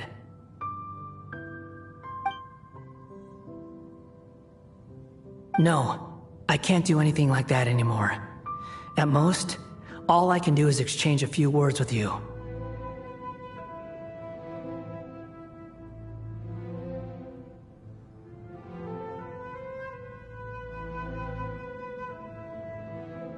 So tell me, in this world, is it possible to change the past?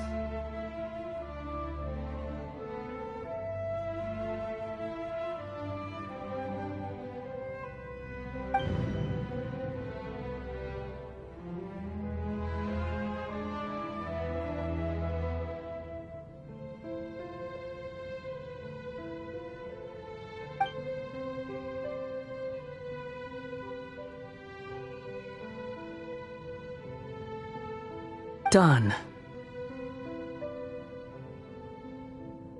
Huh? What the? What happened? Paimon only saw you hold hands for a second.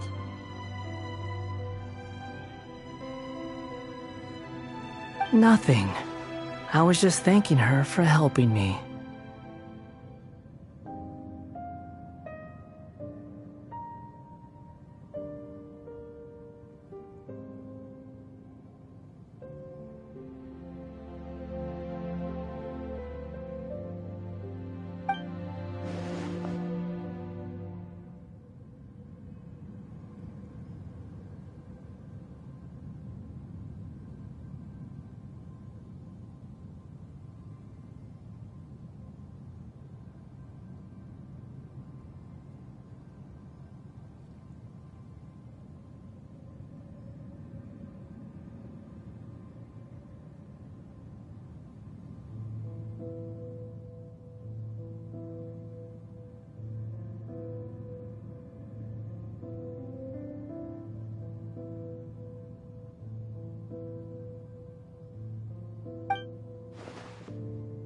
so long. I suggest you get yourselves out of here quickly. Where are you going? Hey, wait up! Didn't you say not to go running off?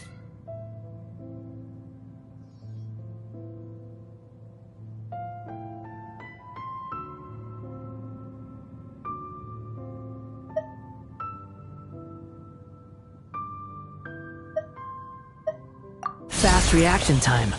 But I don't think we'll be seeing each other again.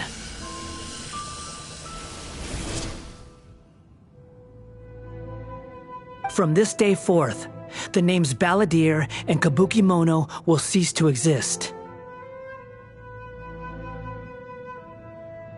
Those who died in Tatarasuna because of me deserve another chance at life.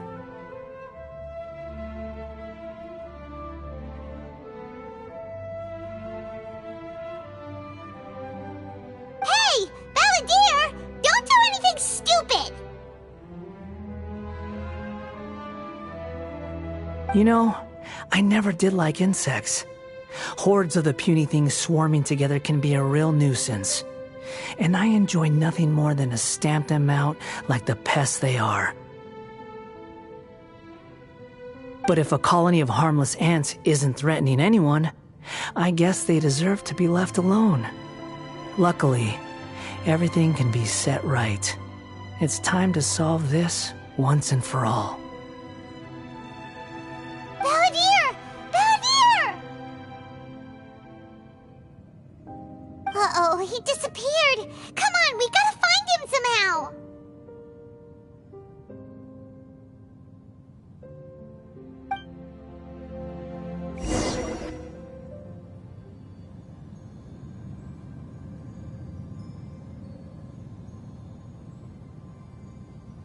Oh no, he's really gone.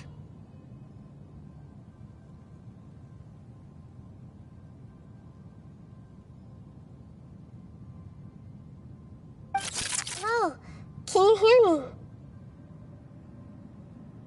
Nahida! Traveler, Paimon, Balladeer, what happened just now? I was suddenly cut off by some kind of power.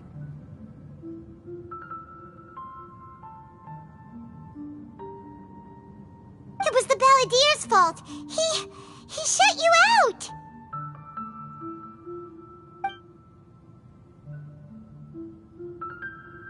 I didn't think he'd be capable of something like that with so little power left. Did he keep some of his power hidden when he was defeated? Or did he achieve something beyond his abilities, and it took everything he had?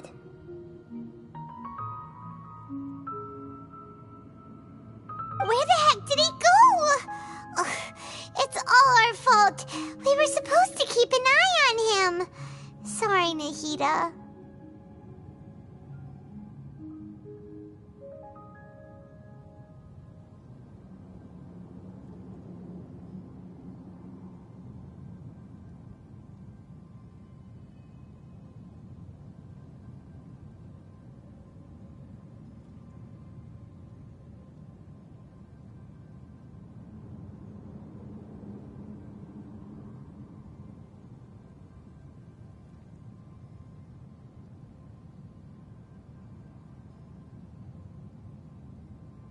Don't be.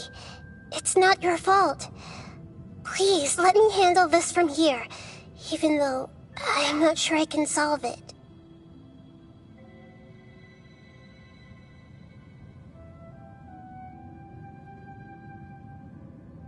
We're running out of time. Follow my lead and get out of Irminsul as soon as possible.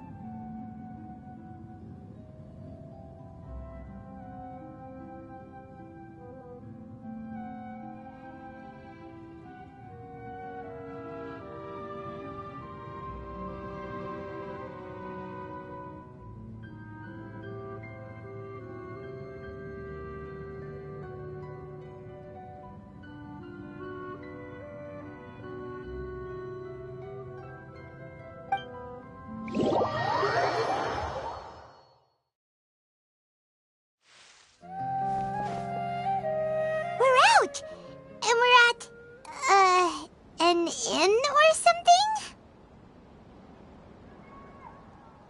This is an emergency. I'll have to ask you to stay here for now. Everything's arranged, and nobody will disturb you.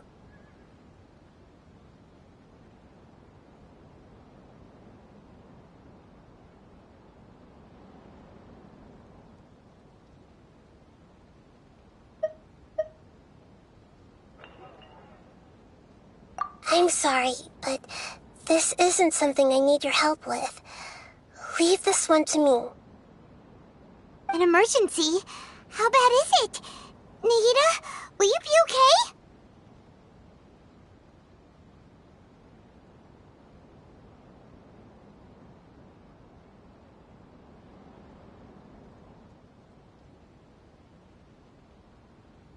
Don't worry.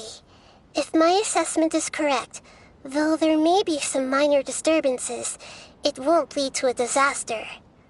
Please rest and recover your strength here until I say it's safe. Her voice has gone. Paimon can't shake the feeling that something really big has happened. What do you think the Balladeer meant? And why did he suddenly grab onto you before?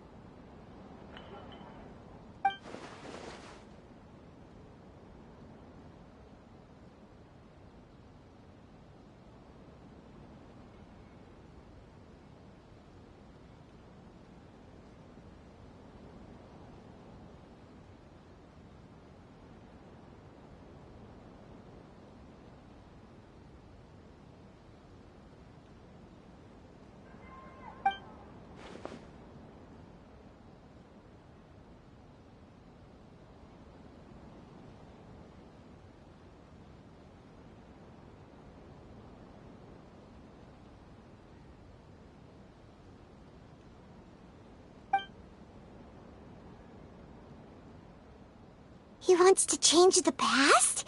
But surely that's impossible!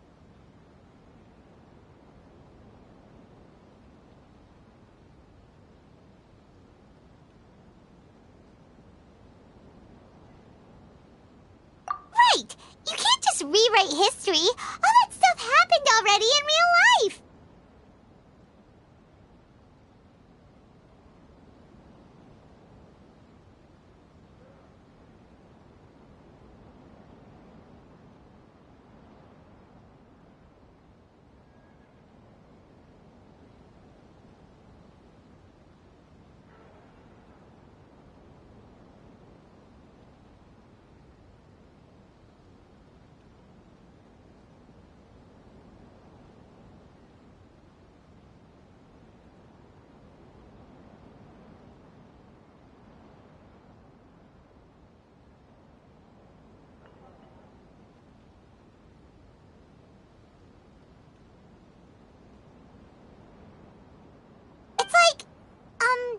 Imagine Paimon drank all the water in this inn.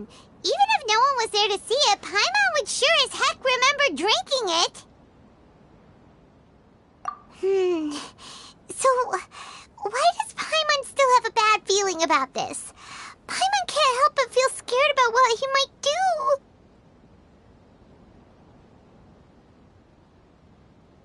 Oh, Paimon's so confused.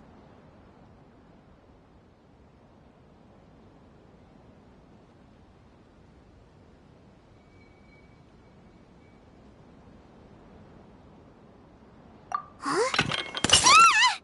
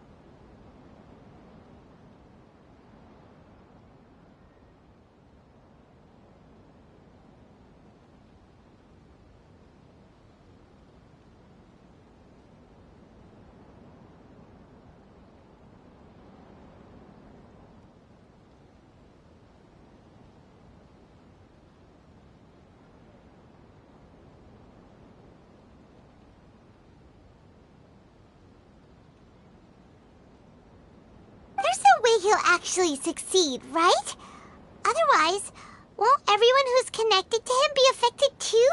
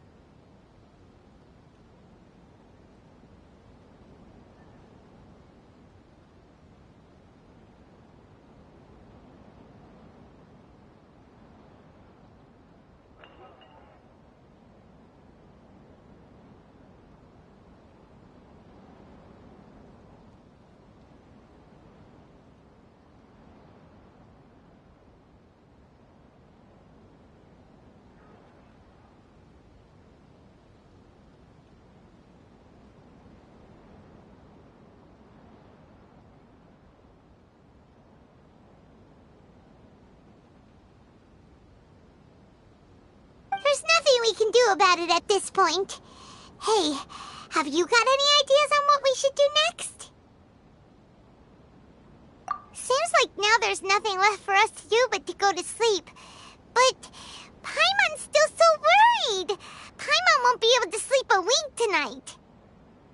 So, how about, we list all our favorite foods to take our mind off things? Heck, if that doesn't work, Paimon's probably gonna collapse of anxiety here. Alright, Paimon will start. First dish. Munstack grilled fish. Oh, and chicken mushroom skewers. Tea break pancakes. Cream stew. Sauteed matsutake.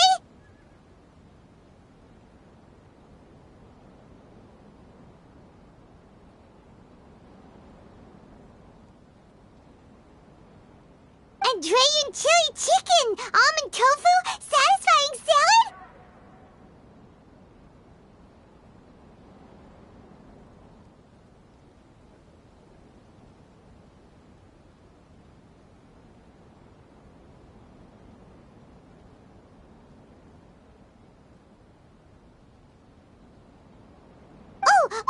Also, Adeptus Temptation, Golden Shrimp Balls, Triple Layered Consomme, Lotus Seed and Bird Egg Soup, and...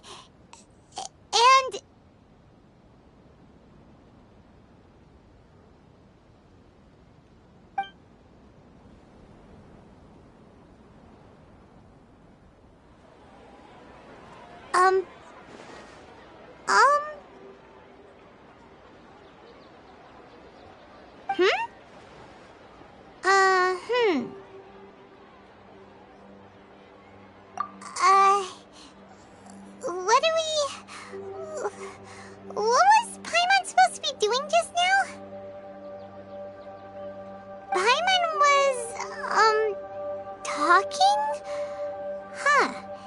Paimon suddenly can't remember what she was talking about. What was it again?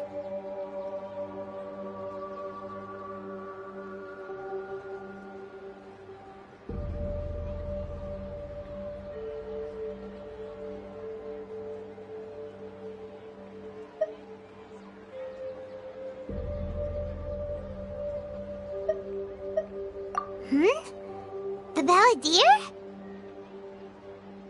Is that a food too? Huh. Weird name, though.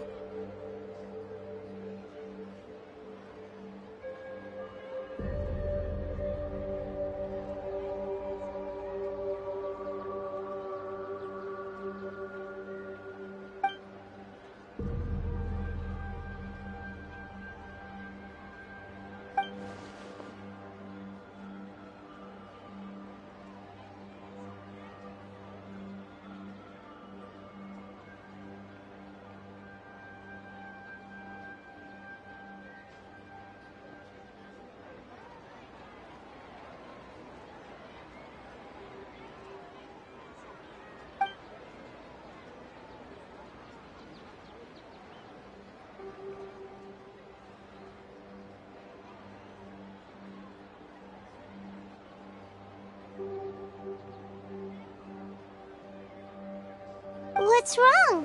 Your eyes are like saucers. Was it something Paimon said? So, the Balladeer. Is that someone's name? 'Cause it sounds like a nickname or something.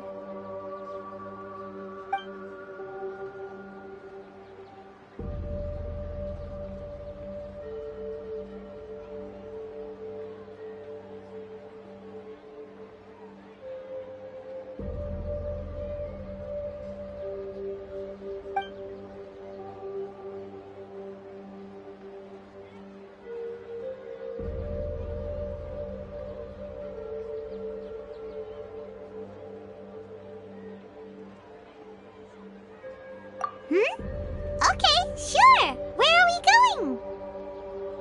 Huh? Fine by Paimon, but is everything okay? You're acting like this is an emergency.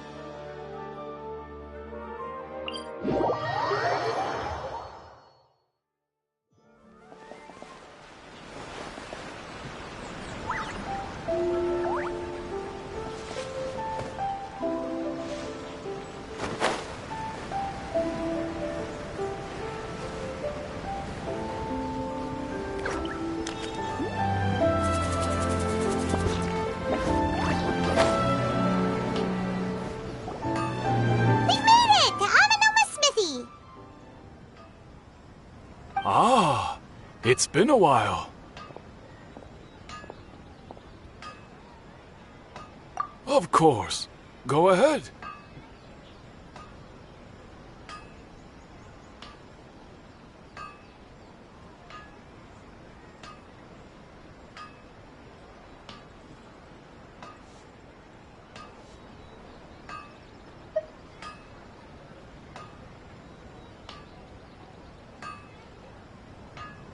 Oh, now there's a question I wasn't expecting. Very well, I'll tell you what I know once more. The once renowned Raiden Gokuden, comprised of 5 branches. Amenoma, Futsu, Ishin, Hyakume, and Senju. The art of forging practiced by these 5 clans was first taught to them personally by the almighty Shogun. Over time, the 5 branches diverged from one another as generations of bladesmiths honed and perfected their craft until they became 5 distinct traditions.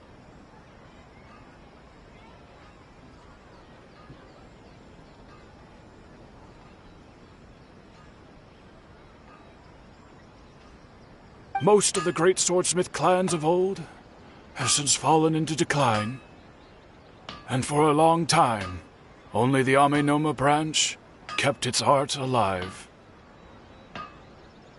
But fortunately, Kaedehara Kazuha recently returned to Inazuma and took up the mantle of the Ishin art. Now, 2 clans remain of the original Gokuden 5. If my memory serves me right, you yourself were present when he forged the Ishin blade. Oh, yeah, we were! Paimon remembers that now. We learned a bit about the decline of the Raiden Gokuden then, too. It seems like such a shame.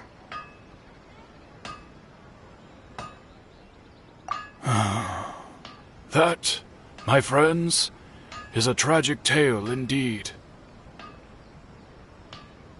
In fact, this was not made known to me for most of my life. All these years, I knew of those great clans' demise, but never the cause. Only recently, when the question was on my mind, did I ask Kaedehara Kazuha about this. He told me that, as we are both heirs to a branch of the Raiden Gokunin, it was right that I should know the truth. There is no harm in telling you, but I must warn you. It is a dark and sorrowful tale.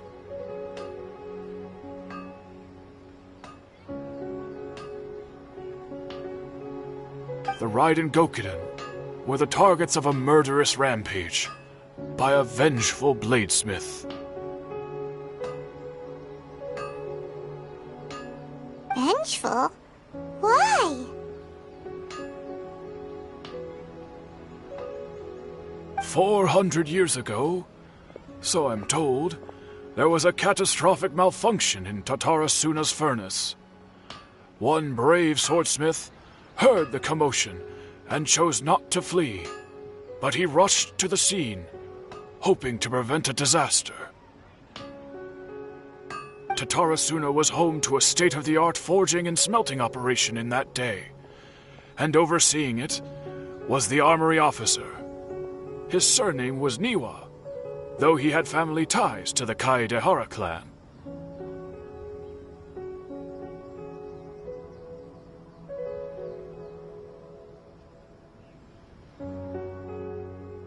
Knowing that they had just one chance to save countless lives, Mr. Niwa and the swordsmith leaped together into the furnace. The furnace quickly stabilized, but neither of them made it out. The smith's death, though heroic, dealt a devastating blow to his family's fortunes. His orphaned son was left to fend for himself, and grew up deeply resentful at the world. In his heart, the whole of Inazuma was culpable in his tragedy. He hated the almighty Shogun for her apparent indifference towards his father's death, and he hated everyone who had done nothing to try and save him. Powerless and destitute, the only legacy he had to pass on to his children was his hatred.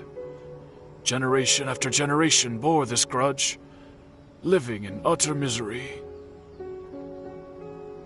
Alas, if only the story could have ended there. But 100 years ago, the then head of this family reached the end of his wits. He could bear their fate no longer, and yet he could do nothing to change it.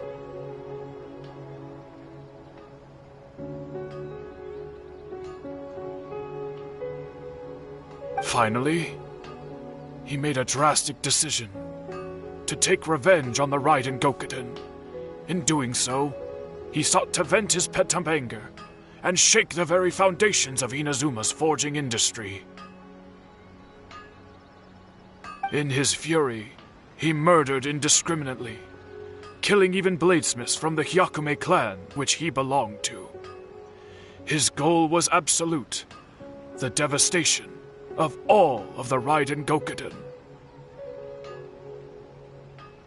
But when he came to the Kaedehara and Kamisato clans, his killing spree came to an abrupt end. He failed to catch them unawares. They fought back fiercely, and they did not spare his life.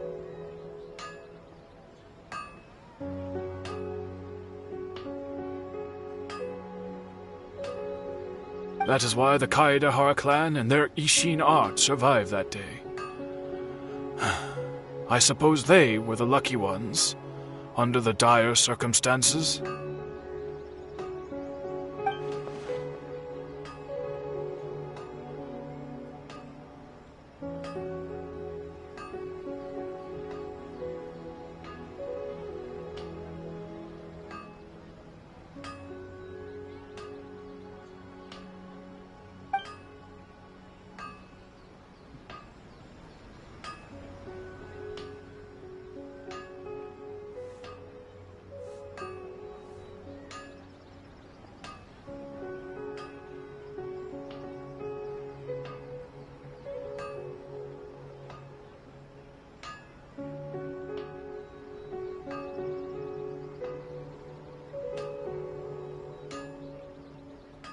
Was there anything else you wanted to ask?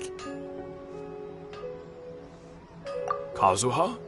Why, yes. Just yesterday, in fact. We spoke for a while over some tea. He seemed...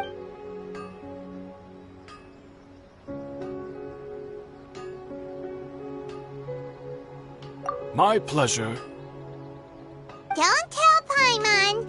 There are other places you want to visit too, right? Your expression says it all. You can't hide anything from Paimon. On to the next stop. Lead the way, traveler. Paimon will be right behind you.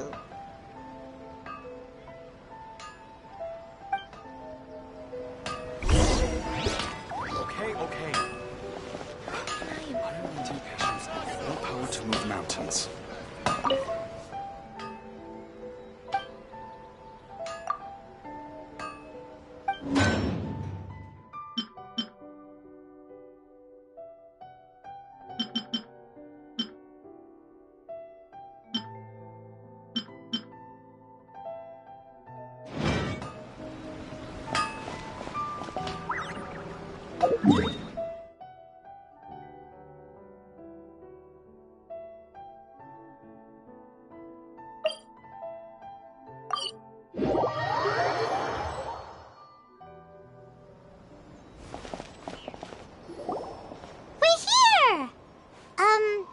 This is the Yashiro Commission's headquarters, so...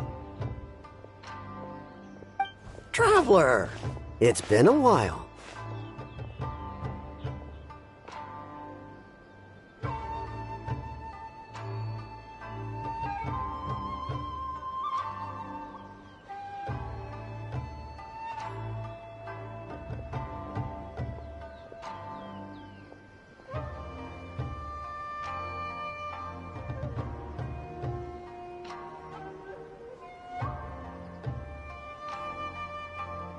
If you're looking for the Commissioner and Miss Kamisato, I'm afraid your timing is unfortunate.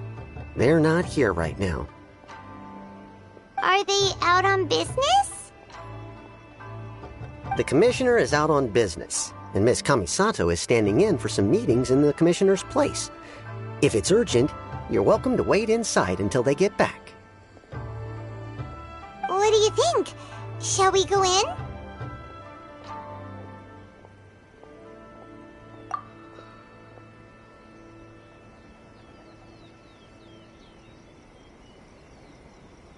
If it were anyone else, I couldn't allow it. But seeing as you're so close with the Commissioner and Miss Kamisato, I think it should be okay. We'll be heading in then. Thanks!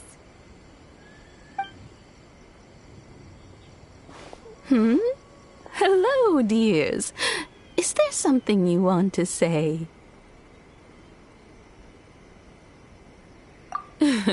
Of course, traveler. Yes, I know who you are. Miss Kamisato has told me about you.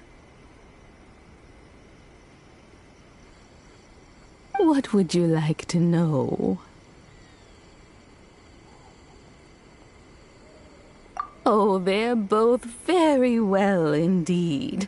Lately, Miss Kamisato has been rather busy attending all kinds of meetings and occasionally paying visits to some local organizations on the Commissioner's behalf.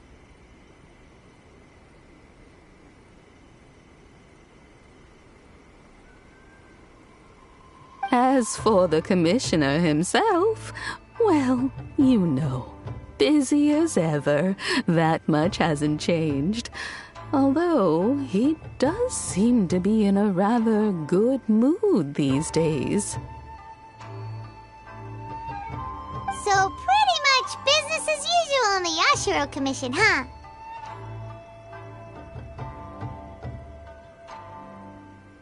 Very much so.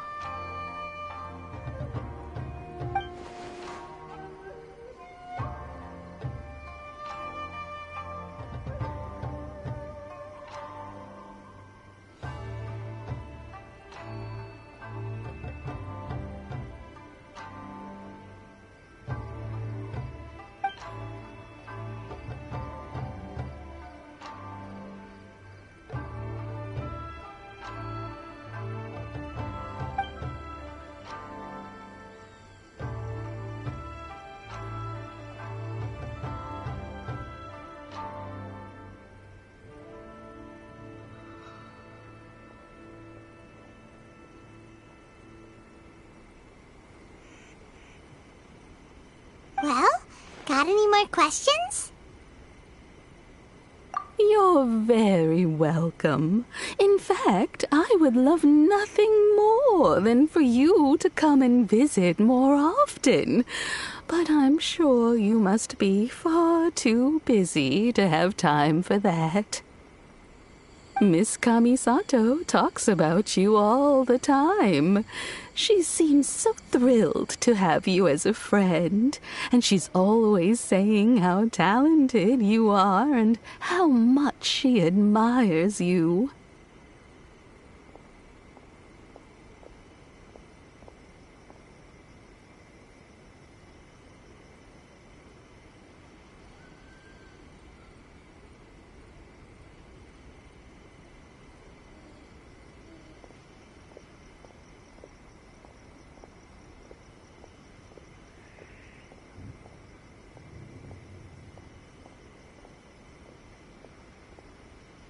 I must say, many things in Inazuma seem to have taken a turn for the better since you arrived here. So you're not just Miss Kamisato's knight in shining armor, you know. You're a hero to us all. Alright, goodbye for now. Where are we going next? Great! Goodbye, ma'am! Don't worry, we'll see ourselves out. All right, then.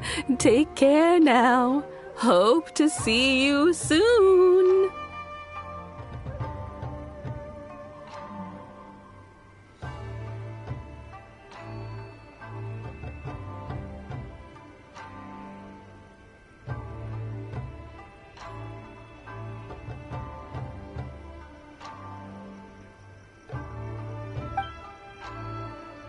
Oh, are you two leaving already?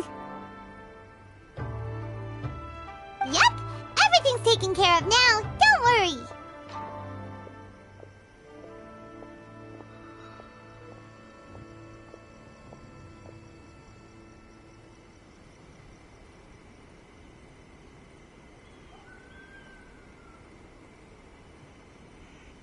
Very well. Safe travels. Goodbye.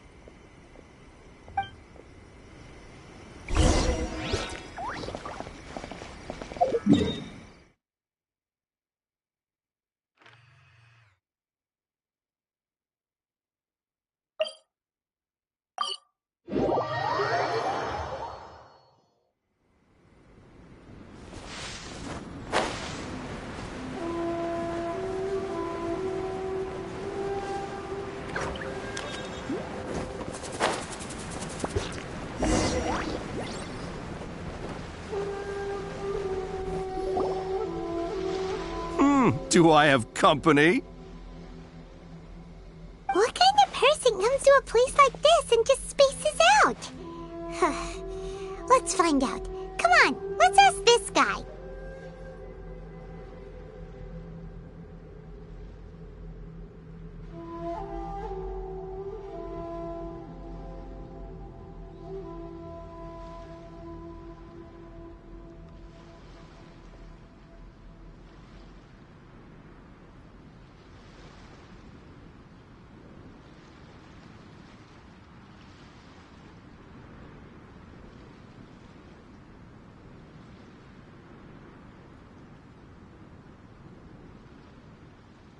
Hey, I wasn't spacing out. I was pondering some problems. Sure you were. Your eyes were glazed over, dude. You were a million miles away. Why are you making fun of me? I told you I wasn't spacing out. I was ruminating on some problems. Technological, environmental, and so forth. This is Tatarasuna, after all. Oh, he said Tatarasuna. Looks like we came to the right person. Oh, is there something you want to know about Tatarasuna? My name's Xavier. Certainly do. I've researched the furnace here in some depth. If there's anything you want to know, just ask away. Like the back of my hand?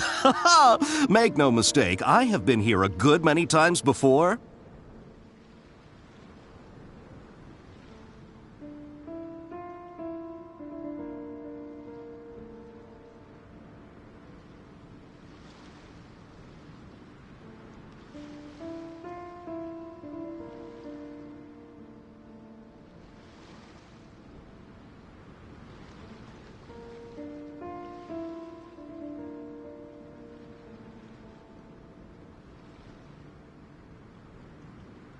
Not only that, but I've met people in Inazuma whose families used to live in Tatarasuna years ago. They said it's all true, the history here. Oh, well, it's a long story, don't you know? The tale of Tatarasuna starts a long time ago. I'm told that its history is one of the most foremost forging and smelting operations in the nation, goes back around 1,000 years. Still, the furnace has had a couple of serious maintenance issues along the way. A couple? When exactly? One was just in the last few years, the other was several hundred years ago. A fun fact, I'm not the first Fontaine tech guy to come and work on it either. There was a guy back then too. They say he was a mechanic who consulted on a technology upgrade. It seems like the technological collaboration between our two nations goes back a long way. How about that?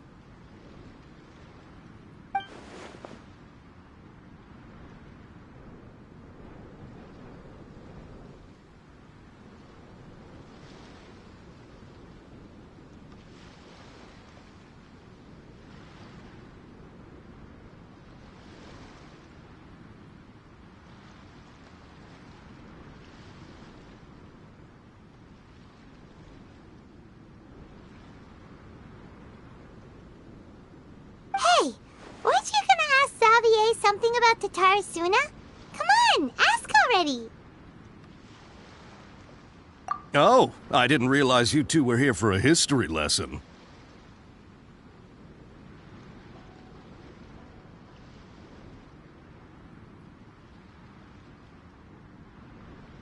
Me neither. Paimon doesn't know what's gotten into this one today. Feels like we've been preparing for a history exam or something. What brought this on? Did you just wake up today with a sudden burning desire for historical knowledge? Sure, go ahead.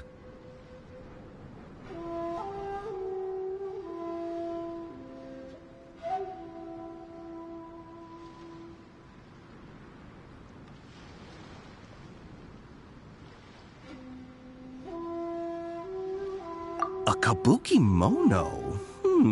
No, I can't say that I have. I do know the word, Inazuman, for those eccentric types who always go around dressed to the nines. Just the sort of person that I'd like to meet, actually. But sadly, I've never had the pleasure, nor have I come across anything to do with a kabuki mono where Tatarasuna is concerned.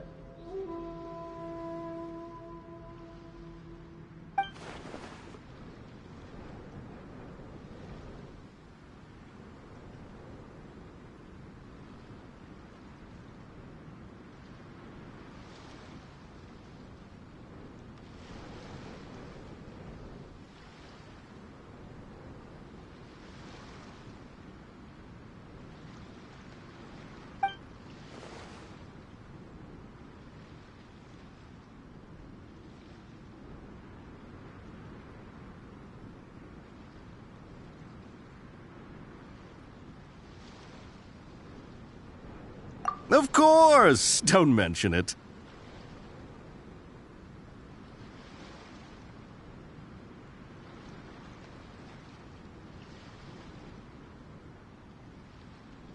Oh, we're leaving? Okay, bye, Xavier!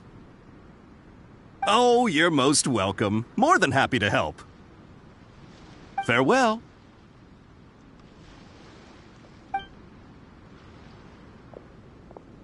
like you got all the information you're looking for. Sure, but what's up with you today? Whatever it is, it seems like it's really troubling you. Keep your smile, Spinal Crocodile. No matter what happens, Paimon will always be there for you. Hey, don't mention it. Alright, let's head off and go meet Nahida.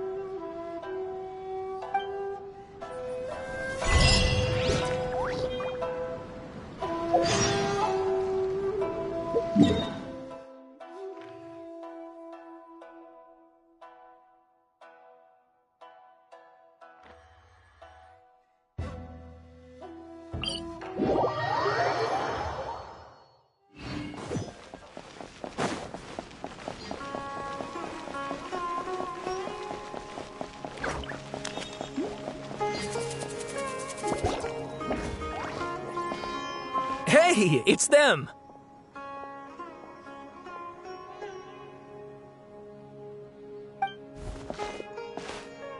Akaba, Sawada, you're still here?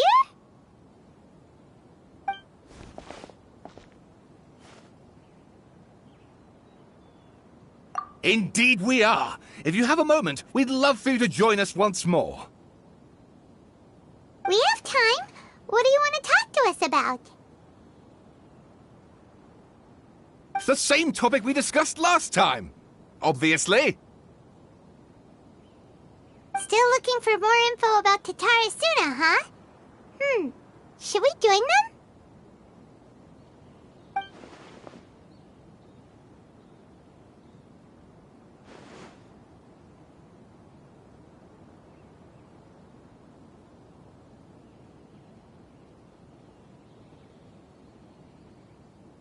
Unfortunately, we haven't made any real progress.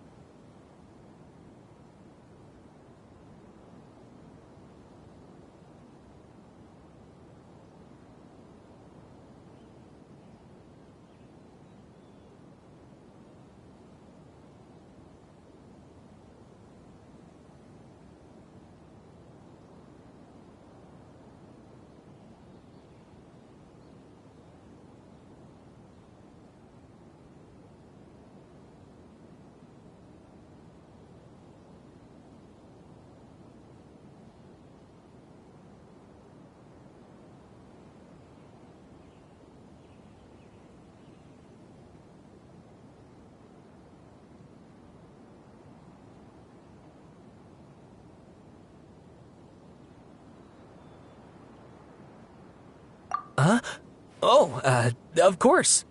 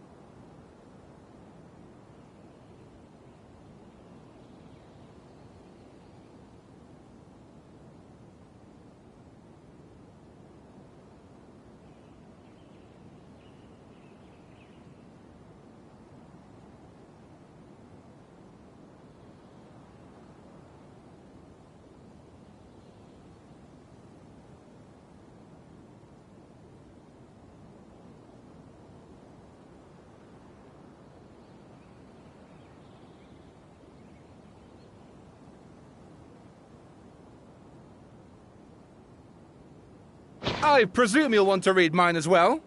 Here.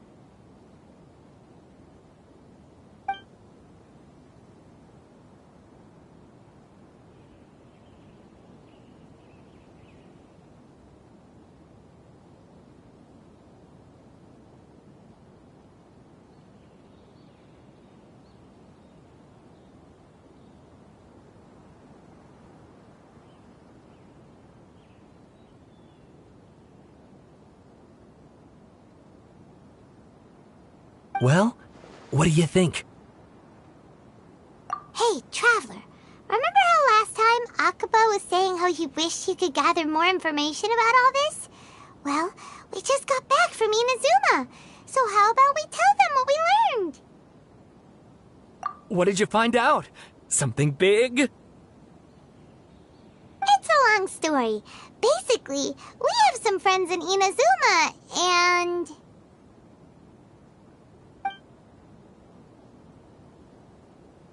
Wow, so many new details. Thank you so much for sharing that with us. Well, well, so it all comes down to one man's desire for revenge. Huh. You heard this from a member of the Amanoma clan, you say? Then I guess it must be true. Ugh. So there's no ghost story here after all. This new information actually lends further credence to my hypothesis. Evidently, swordsmiths were seen as having an incredibly prestigious role in society those days, to the extent that harming them was conceived of, at least by the perpetrator, as a way of exacting revenge against those in power. Yes, okay, point taken, you were right. But that doesn't mean I can't carry on with my novel. And they're back at it. These guys are really into this. Oh, so sorry. Look at us, prattling on about our projects and ignoring you. Thank you so much for the information. You're welcome. See ya. Keep us in the loop if you find out anything else. Will do.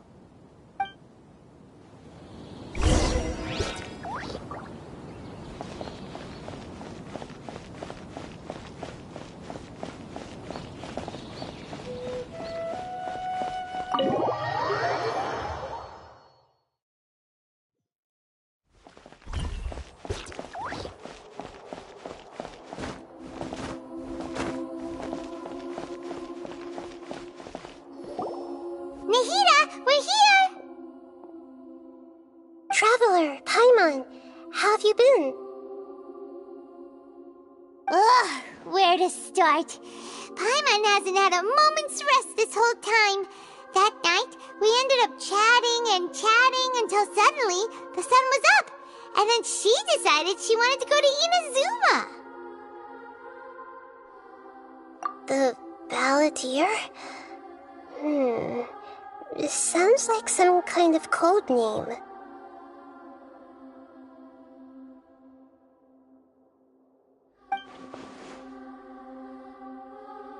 You look troubled.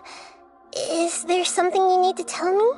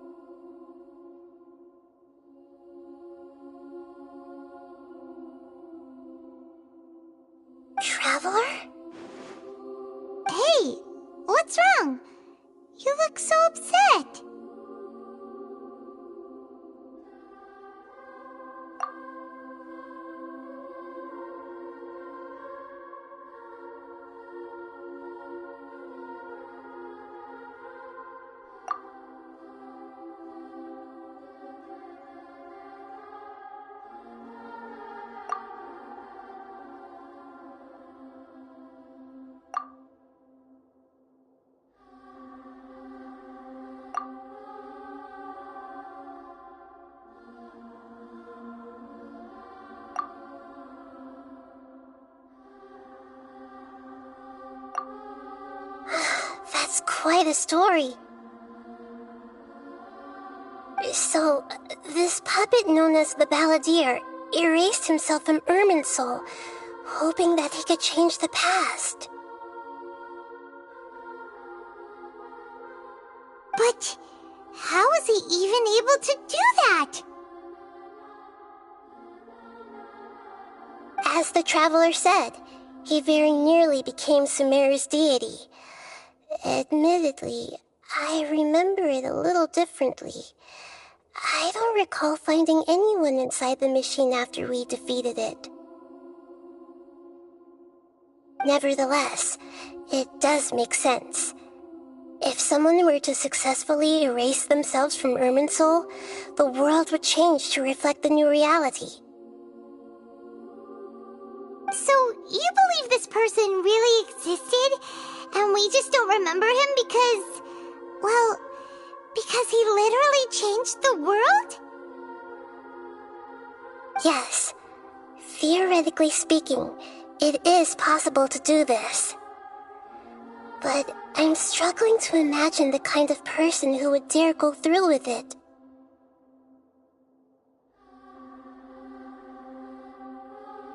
The traveler comes from a world beyond to that. That's why there's no information about her in Irminsul, and it also explains why any changes to Irminsul wouldn't affect her.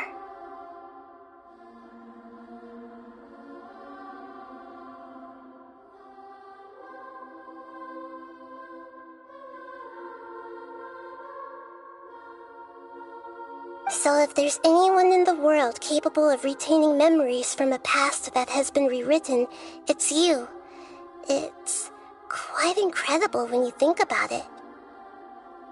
Paimon's having a hard time understanding this Balladeer guy's motivations. Why did he do it? I can only make inferences based on the information we've been given.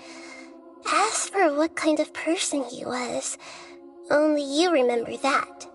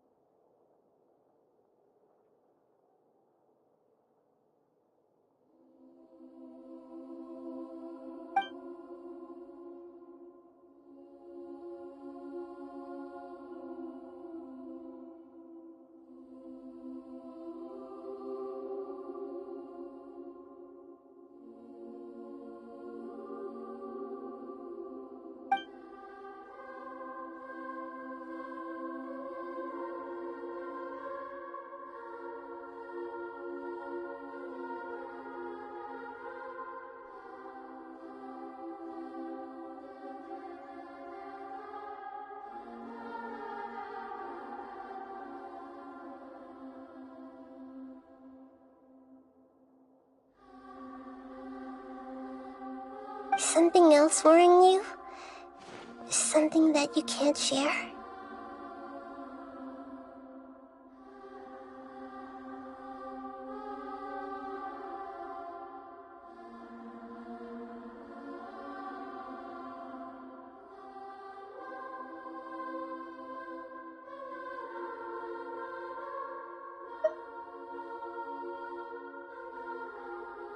it couldn't change the fate of the ones who had died, right? Once the balladeer realized he hadn't been betrayed after all, it must have completely changed his view of the people of Tatarasuna. Now he saw them as friends again.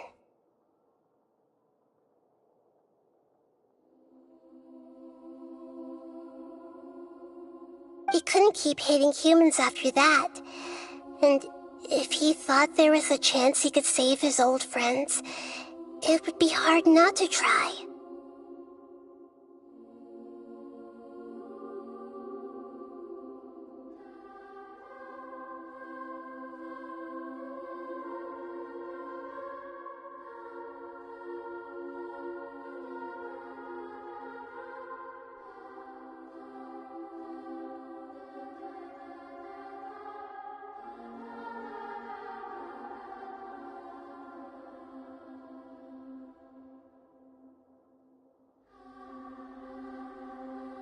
The story makes sense, every part of it.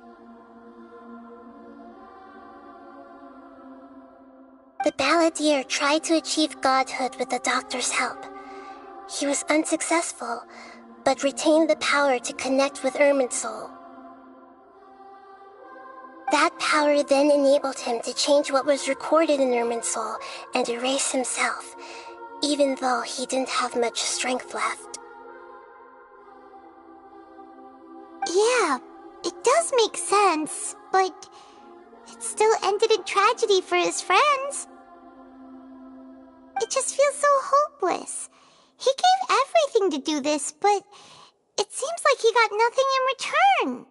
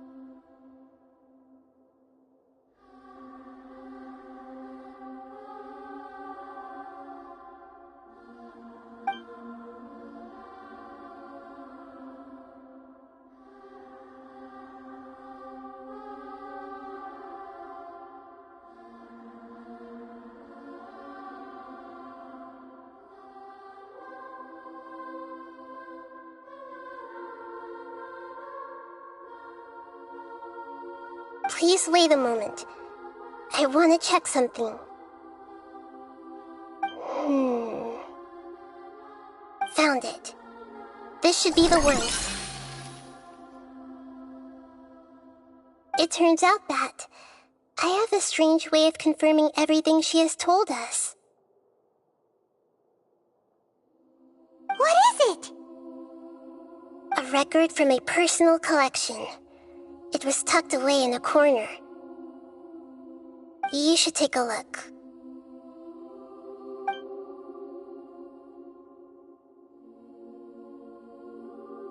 Is this a fairy tale? Who wrote it? I authored this record myself. Huh? You wrote a fairy tale that somehow has something to do with the balladeer? When combined with the traveler's narrative, it's clear that this story is an allegory. Everything in it is a symbol for something else. Hold on. So this record survived from the past?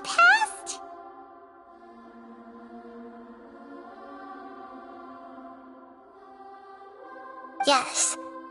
Any information about the balladeer or the kabuki mono in other records will have been changed.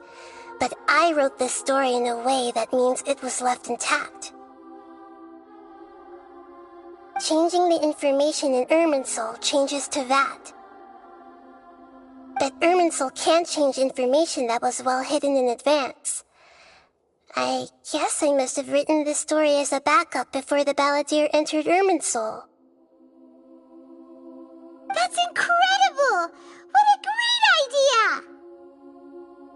And sending the Traveler into Irminsul with the Balladeer must have been a further precaution. I knew she'd remember everything.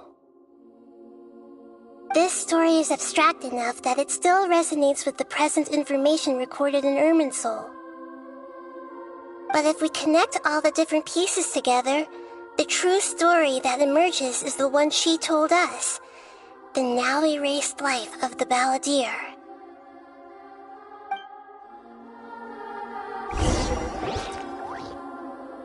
There was once a lone monster draped in fox fur. The monster found a family of foxes, joined them, and they became friends. The monster lived with the family day and night, and everyone treated it as one of their own. Once in a while, the monster would take off its fox fur at night and lament to itself as it gazed at its reflection in the water. I am a monstrosity, yet they are too foolish to see it.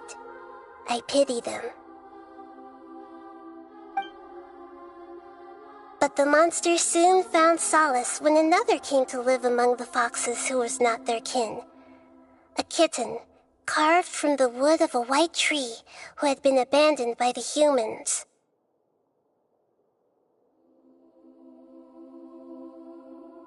The kitten too wished to become a fox, but its tail was too slender and it could not grow a coat of richly colored fur.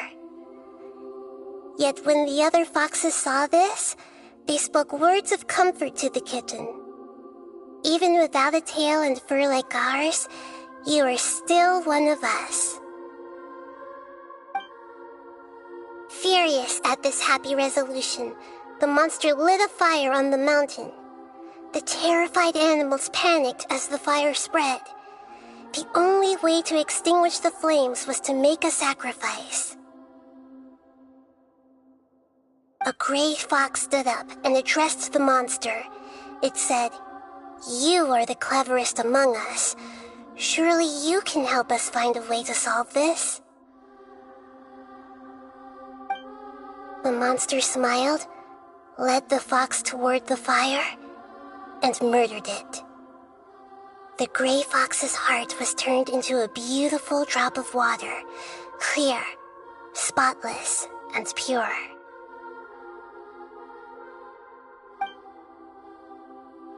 The monster gave the heart of water to the kitten, telling him, "The foxes have decided. You are the one who must be sacrificed. Take this, quench the flames, and die for your fox kin." The fire was extinguished, but the kitten lived. It left that side of the mountain and found a little bird who had a broken wing. The two promised they would spend their whole lives together, but the little bird did not have long left to live. It passed away soon after. After burying the bird, the kitten left the mountain for good.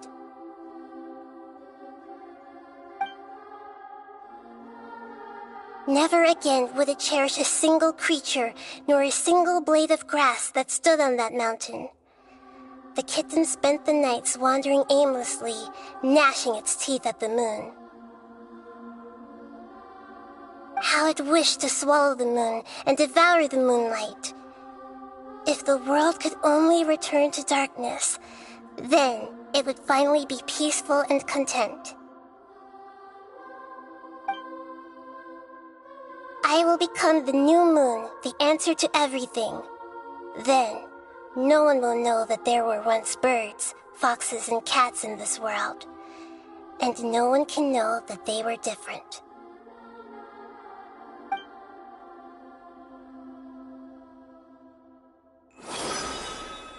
We solved it!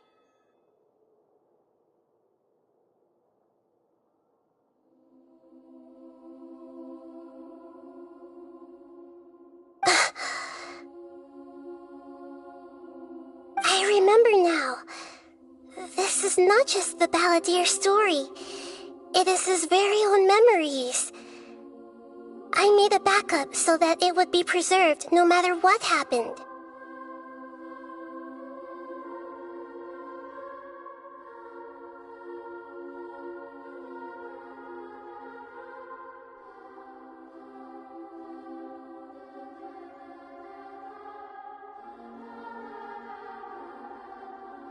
To become a god, he was experimented on and modified countless times.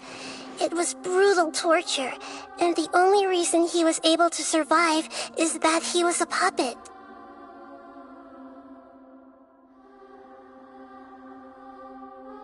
This memory was extracted from him by the scholars.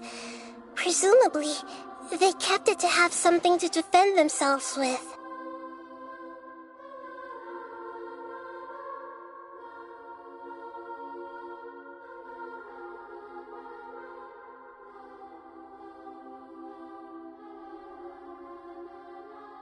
Creating a deity was just the first step.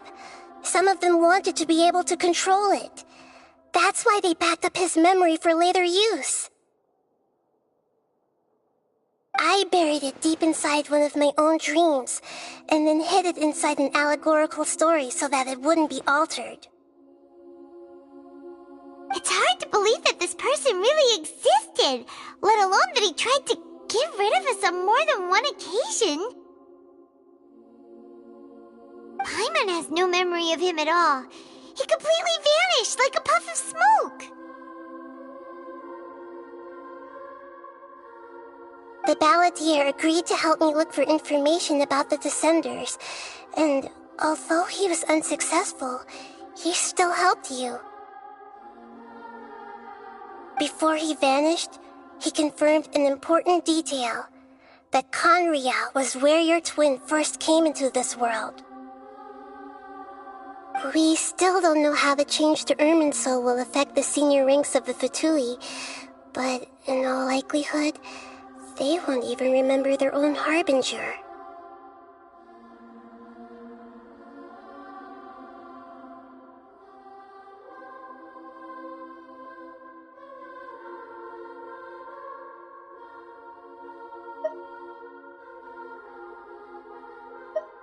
It sounds like Paimon wouldn't like this guy a whole lot if he was still around. But still, Paimon doesn't like the way it all ended that much better. This is why wisdom alone cannot answer all our questions. We look, we see, and we comprehend, but the question still troubles us.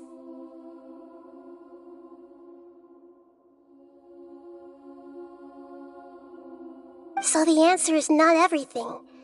People yearn to find the truth and then conquer the troubles they face.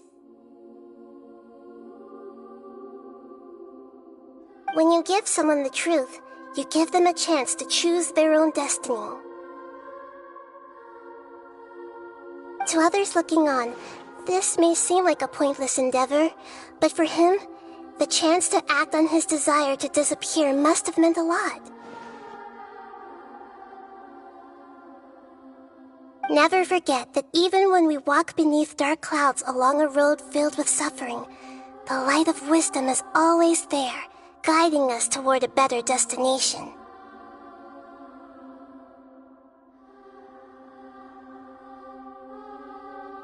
And that is what you have been doing all along. Yeah, Mihida's right. Cheer up. How about we go get something to eat? We can pick up this heavy conversation again later. Good idea. Paimon, why don't you take her out for a walk to clear her head? You got it! Come on, Traveler! You need to get out of your head for a while. You'll feel much better after taking a walk. Let's go get a snack from one of the stalls in the Grand Bazaar! That'll be sure to lift our spirits. It must be really tough being the only one who remembers all that. But Paimon's always here to help cheer you up.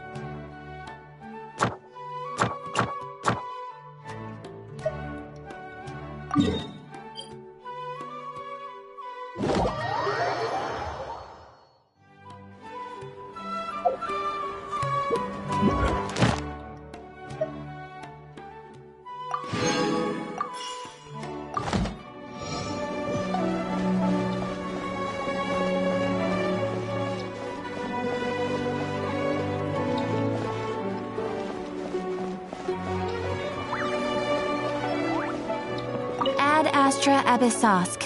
Welcome to the Adventurers Guild. Thank you for completing today's commissions. Here is your reward.